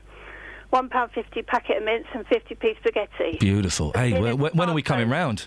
We ran out of milk this morning, so I said to my son, "Oh, there's a tin of rice pudding. Do you fancy that?" Ooh. He went to school on rice pudding. Oh, yeah. I'm not in poverty. I have a tumble dryer. I have a washing machine. I run a car. I'm not poor. Please don't tell me I'm poor. I don't have spare money. But there are people, Anna, who've got less than you. They can't even afford a tin of rice pudding. Well, I mean, I do feel sorry for people, but, you just have to learn how to cook and how to make meals. Do you think it's entirely down to people having lost home management skills? Definitely. Of course I would go without food every time to feed my children. I wouldn't... If my washing machine breaks down, I just wash their clothes by hand. I hate with dirty clothes. I hate washing by hand. They always feel a bit funny after you've washed them with hand, don't they? They feel a bit sheeny. It just makes me so cross that we're supposed to just sit there and go, "Oh, please help me, government. Give me some more money, government." It's just you've got to learn. But if people haven't got jobs, or they are on, and it is a small percentage, but if they are on a contract, a 0-hour contract, and they don't know how much they're going to earn each month, for example, it then becomes very, very difficult to budget, doesn't it? Of course, and it does. It keeps you up at night. It gives you cold sweats. You feel terrible. You feel it is a burden, but. We live in this fantastic country that gives us everything we need. We just have to give a little bit back and, we can all be happy. We don't have to keep complaining. We can all be happy. Gosh, it sounds like Nirvana. If I really haven't got enough money, I'll sell my tumble dryer. Anna, listen, it's good to talk to you. Thank you very much indeed. There we go. That's a resourceful woman. Bitter celebrities. Jack Lemmon. Got an email. Go on. We got the King of Bitterness, Bill Oddie. The Archduke of Bitterness, says Aidan. Griff Rhys-Jones. I don't know if he's bitter. I think it's... Griff Rhys-Jones. Do you know who strikes me as bitter? And I may be wrong. Yeah. But just Tony Robinson. Well, no, he's just tired. He's weary. He's got a 30-year-old girlfriend and he's 68. He's shattered. Wow. Do you know what I mean, Just? I know exactly what you mean. I know what you mean. He is, he's got to... it's hard to keep up with them. Wink, wink, say no more. He's in the field all day long digging, and then when he gets home, obviously he's in demand again. He's a busy lad. He's always rooting around in a hole, that fella. Yeah, I know. Okay. Yeah, okay. Wogan to host new show at 76. Yes. This is where it started. Old people on television and bitterness. And we are not saying that Wogan is bitter. No, Wogan is the opposite of bitter. He's mild. Very mild. So mild. Wogan is one of the most unbitter people ever. Is he mild, though? He's so... I love Wogan. Oh, I'm Danny Wogan. Mellow. I'm Danny Wogan and I got my dogs. He's starting a new... What was that? I'm Danny Wogan and coming up, we're going to be playing a little song there. But before that, I want to tell you a little email. I didn't realise he was Asian. Uncanny mimic. You are an uncanny... You wait. When this election is over, between now and next Friday, I am going to be working on my Ed Miliband. Ladies and gentlemen, please, would you welcome to the stage the Ed Miliband? That's my joke. People have done that joke before, have they? Yeah. Okay. A bit. Well, I'm going to be doing an excellent Ed Miliband impression. I reckon I can do it in a week, Just. We've both been practising, haven't we? Yeah, yours sounds like Brian Walden. Well, welcome to Sunday Politics. Let's not tell them. I would book a band called the Ed Miliband for introducing. Because I'm a picker, and I'm a joker, and I'm a backstreet poker. I'm making love in the afternoon. Oh, baby, now. Boring guitar solo. I hate that song. It's such a boring 70s. Aren't we cool? We're better than you because we're rock stars, because we're Americans, and because we smoke a little bit of pot. But your we're lyrics, better than you. Your lyrics made it sound more exciting. Because I'm a player, and I'm a seer, and I'm a total mayor. Playing my guitar for far too long.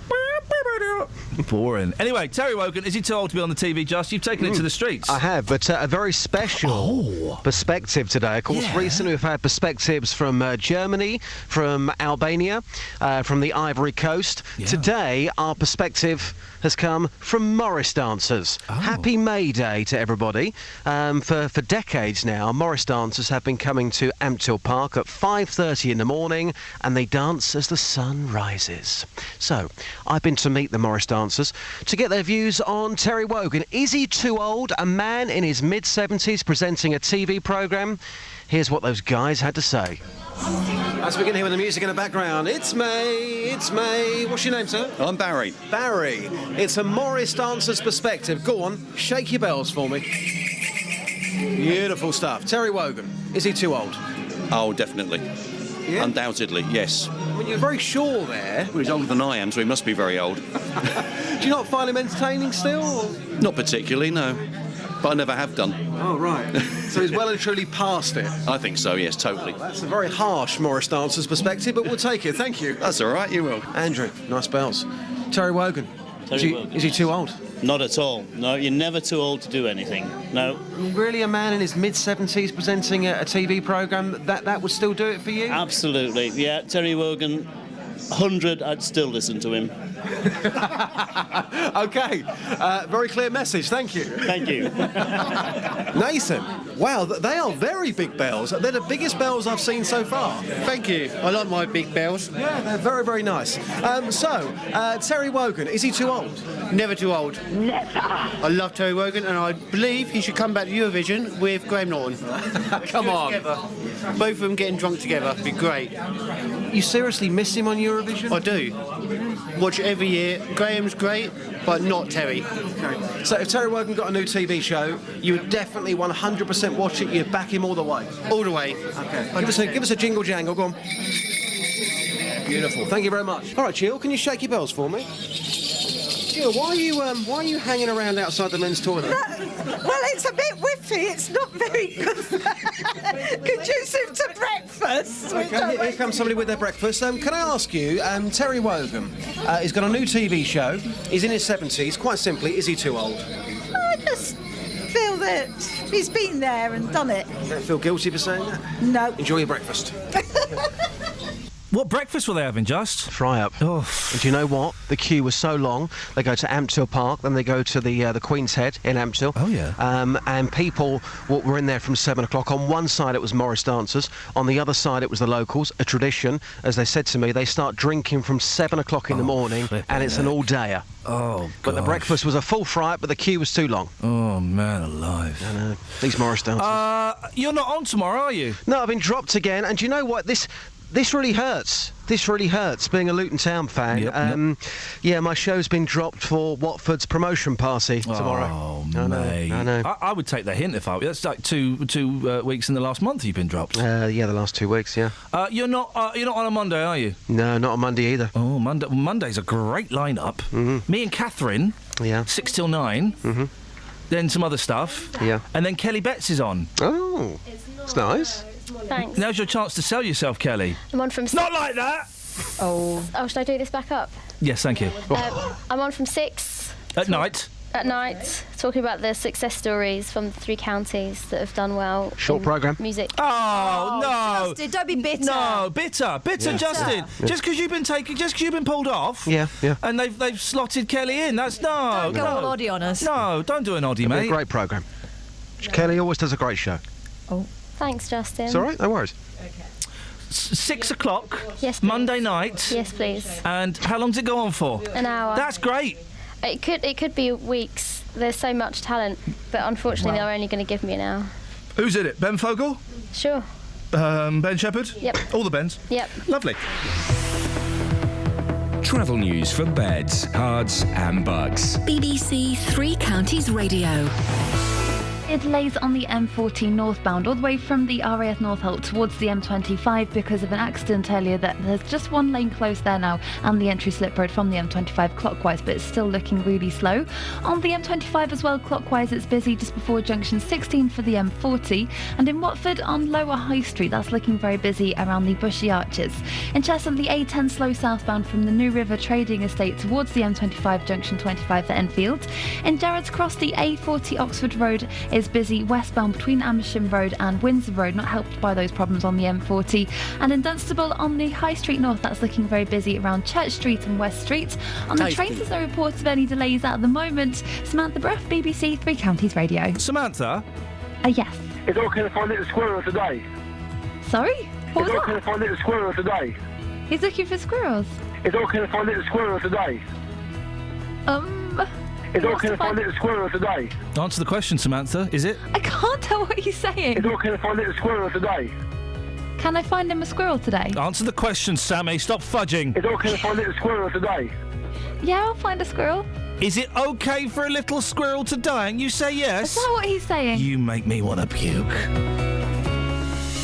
That Sammy Bruff is cold, isn't she? She's so cold.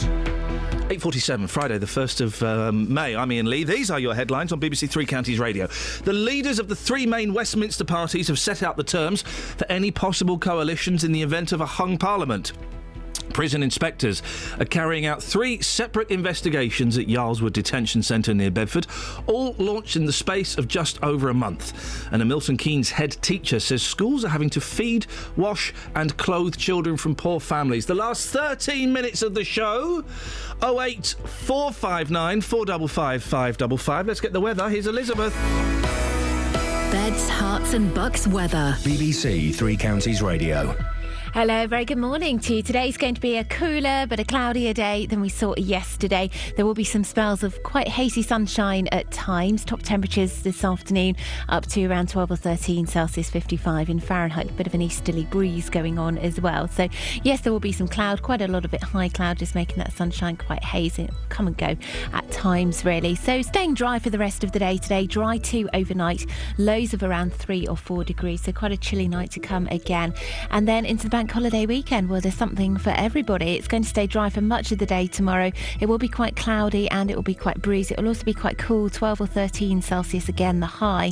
As we head into later on Saturday afternoon, we've got rain spreading in from the southwest. So through Saturday evening, Saturday night and early on Sunday morning too, there'll be plenty of rainfall, outbreaks of rain continuing, but then a nice dry slot on the day, during the day, on Sunday. So we'll see the middle part of the day dry and temperatures will slowly rise. Feeling quite mild actually on Sunday afternoon, 15 or 16 Celsius.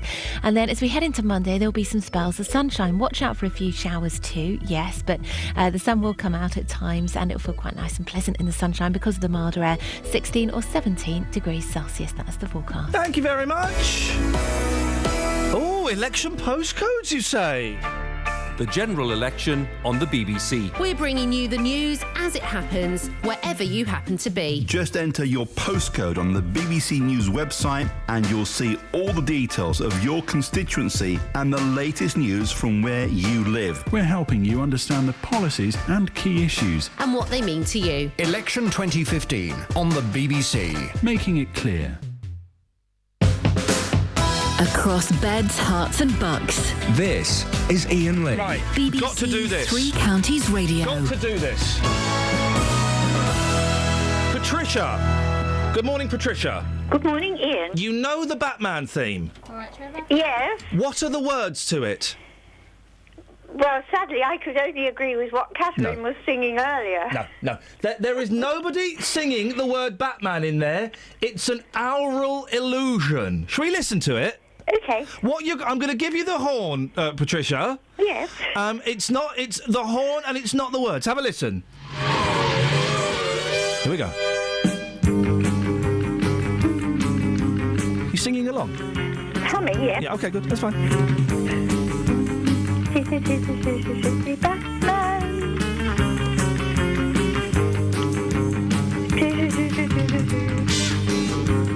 No one's singing yet, are they? I'm really wondering about what lyrics you sang earlier. No one there. It's a horn. No one there. It's a horn. What? No one there. It's a horn. I'll ask my son if they agree with you. Is your son there? No, he has a room full of guitars and instruments. Oh. I'll ask him later. Well, Anyhow. How long? Whoa, hang on. How long is that going to take? Because I've only got 8 minutes left. Not today, Hang on. I'm afraid. Horns, horns, horns. No, there's no one singing. It's just the horn, Patricia. Okay, I know how clever you are in the music world. I'm very clever in the music world. You're absolutely right. Patricia, as you flattered me so much, I'm going to let you make your point. What did you call in for, my dear? Is it your birthday today? You keep talking about birthday cards that have... Spoke about it once. No, it's not my birthday today. Well, there must be someone who is, so I want you to listen to this and then tell me afterwards who's singing. Okay? Okay. Hold on. Happy birthday to you. Happy birthday to you. Just because it's your birthday. Happy birthday to you. Well, Daniel, Have a great day now. you have a Who's great that? day now. Well, it's Daniel O'Donnell. It's Daniel O'Donnell. Daniel O'Donnell getting the words wrong to the birthday song. Well, he's allowed to because he's so nice. No, if he was so nice, Patricia, he would have recorded cards with every lady's name in the world. Well, possibly. He should have done that. He's not that nice, is he? He's just after the bucks, Patricia. He just wants the dollar. The euro, sorry. Fabulous singer. The last time I saw him, he was prancing across the stage in the Royal Albert Hall, singing The Rivers of Babylon. By the rivers of Babylon, where we lay down. I'm getting both accents there in the same voice. That's pretty good. Why, do you really like Daniel O'Donnell? He's a bit limp, isn't he, Patricia? A bit fey. I like a sad song, and he does sing some sad songs. I like sad songs. Oh. I like a good cry at a good sad song. Maybe we'll do a sad song special one day. We'll just bring in Nick Drake and stuff like that and really make everyone on a downer. We'll do a duet. What would you like to duet on, Patricia? I like... Oh, gosh, Oh, sorry. shut up, Daniel! He's such a performer. You can't keep him quiet, can you? I like wise men say only fools rush in. That's a nice word. Go on then, let's do it. Okay. Wise men say only fools rush in, but I can't help falling in love with you. Having embarrassed myself, Yes. I'm going to put the phone down. Thank you, Patricia. You're delightful. Bye-bye. Bye. And she did put the phone down. She did put the phone down. What a lovely singer. Was it? What, thank She you. is. Oh. You're right, Trev. Yeah, not too bad. I'm just looking for a paper bag. Hey, don't be so rude about Patricia, mate. She's not a professional. What about you, not her? She can sing, but you can't. Okay. You dirty old man. You dirty old man. Right, Trevor. Yes. What you got for us? Wogan. You're about Wogan, weren't you? Yes. What's wrong with Wogan? He's a lovely man. He's a cuddly man. I like Wogan. I'm pro Wogan. I'm pro I'm glad, and so am I. So am I. I thought you was anti-Wogan. I do apologise. I'm Progan. Progan is yeah. Wogan is wonderful. I think he's still got it. But I'm anti-Forsyth. I'm definitely anti-Forsyth. I never have liked him. I ain't never liked him. He's too false. Harold, come and give me a scrub in the bath, Harold. No, you're a dirty old man. Are you going out with that bit from the market tonight, Harold? Yes. Are you going to bring her back home so I can have a look at her, Harold? No, because you're a dirty old man. Ladies and gentlemen, thank you, Trevor.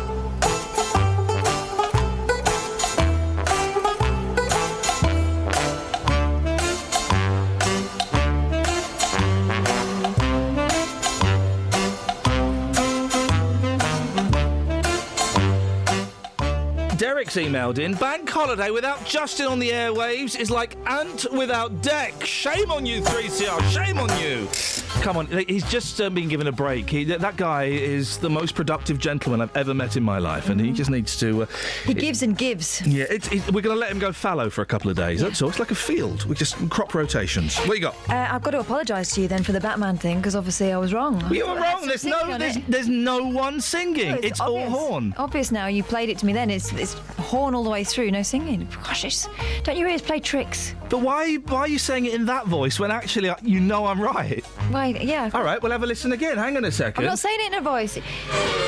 Right, there are no voice on this. It's an optical illusion. And what was Patricia singing? It sounded very rude. Here we go. Right. This is what happens when we don't have any calls. We do the same bit twice. Yeah, that's fine. If they laugh, do it again. Right, here we go. Here we go. No voices. That's horns. Is that someone going... Kapow. Kapow, I thought it was going. Wham. Here we go. No voices. Just a trumpet.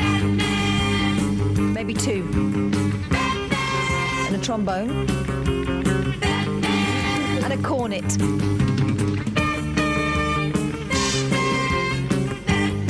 It's no one singing. Gosh. It's an illusion.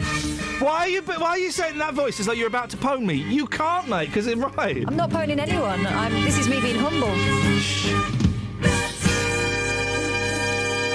Click that last because you hear it really clearly on that last one. Yeah. That is no one. There are no syllables. For crying out loud, No. There are no syllables. So I'm going to apologise to you now, and I apologise to the listener. I was so sure of myself, and yet again I've come a cropper. Go on. Sorry. But why are you doing it in that voice? It's the only voice I've got. But are you seriously accepting that I'm right? Yeah. But then why are you doing it in the sarcastic voice? It's the only voice I've got. Sometimes, mate.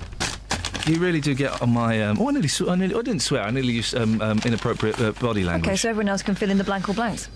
Blanks. We got any texters? Yeah. Go on.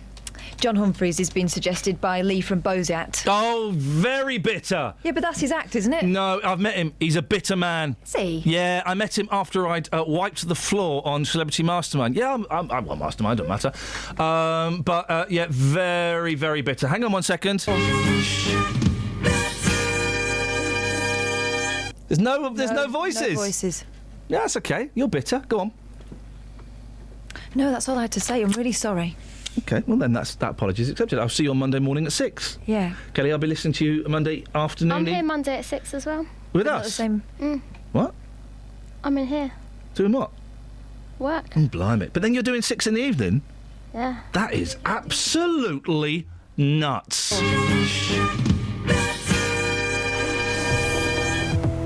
Travel news for beds, cards and bugs. BBC Three Counties Radio. There are severe delays on the M40 northbound all the way from RAF Northolt approaching the M25 because of an accident earlier which caused the road to be closed. All the lanes have reopened except for the entry slip road which is still closed. On the M25 clockwise there are delays as a result of that around junction 16 for the M40, and in Watford on the lower High Street that's looking very busy around the Bushy Arches. It's also slow in Gerrards Cross on the A40 Oxford Road as a result of the problems on the M40 between Windsor Road and Red Hill, and in Wing in Leighton Road that's looking very busy on the speed sensors from the Wing roundabout towards Well Lane through the roadworks. There's no reports of any delays on the trains at the moment. Samantha Bruff, BBC Three Counties Radio. Thank you, Sammy. That's it, guys. That's your lot from us this week. Catherine and Iain Kelly will be back on Monday. The podcast will go up very, very shortly. Missed Everjoy? Oh, then download the podcast, dear listener. You'll want some of that. Be on iTunes and the 3CR website very, very soon. Thank you, Justin. Thank you, Kelly. Thank you, Molly. Catherine, we really need to have a chat. Till Monday at 6 from us. Ta-ta.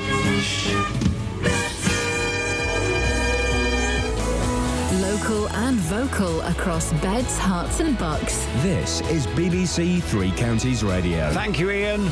Good morning. Welcome to the JVS show. I'm Jonathan Vernon Smith. It's Friday. It's 9 o'clock. And on today's Big Phone In, Would you like our next government to limit child benefit? Last night, in the big BBC Leaders debate, David Cameron said he has no plans to cut child benefit. He was forced to clarify his position after the Liberal Democrats claimed the Conservatives planned £8 billion worth of child benefit cuts 3 years ago. Mr Cameron told the live audience he'd rejected the idea back then and he rejects it again today. He did, however, confirm a Conservative government would make a further £12 billion worth of cuts to the welfare bill. And speaking after him on the programme, Ed Miliband argued Mr Cameron hadn't gone far enough to promise he would never cut child benefit. Well, this morning I want to hear your thoughts. Would you like our next government to limit child benefit? Call me on 08459 455 555. This is the JVS Show on BBC Three Counties Radio. I'll take your call in just a second, but first let's get the latest BBC News at 9:01. Here's Simon Oxley. The headlines: party leaders set out coalition terms, 3 investigations at Bedford Immigration Centre, and Milton Keynes head says schools are clothing, washing and feeding children. BBC Three Counties Radio. The leaders of the 3 main Westminster parties have set out the terms for any possible coalitions in the event of a hung parliament. David Cameron said an EU referendum would be a red line issue in any talks. Nick Clegg admitted the Liberal Democrats had paid a price for going into government with the Conservatives, and Ed Miliband ruled out any deal with the SNP. The SNP leader, Nicola Sturgeon, responded in a later BBC debate. I heard Ed Miliband and he sounded awfully like he was saying, and I hope I'm wrong about this, that he would rather see David Cameron and the Conservatives back in government than actually work with the SNP. Now, if he means that, then I don't think people in Scotland will ever forgive Labour for allowing the Conservatives to get back into office. Prison inspectors are carrying out 3 separate investigations at Yarlswood Detention Centre near Bedford, all launched in the space of just over a month.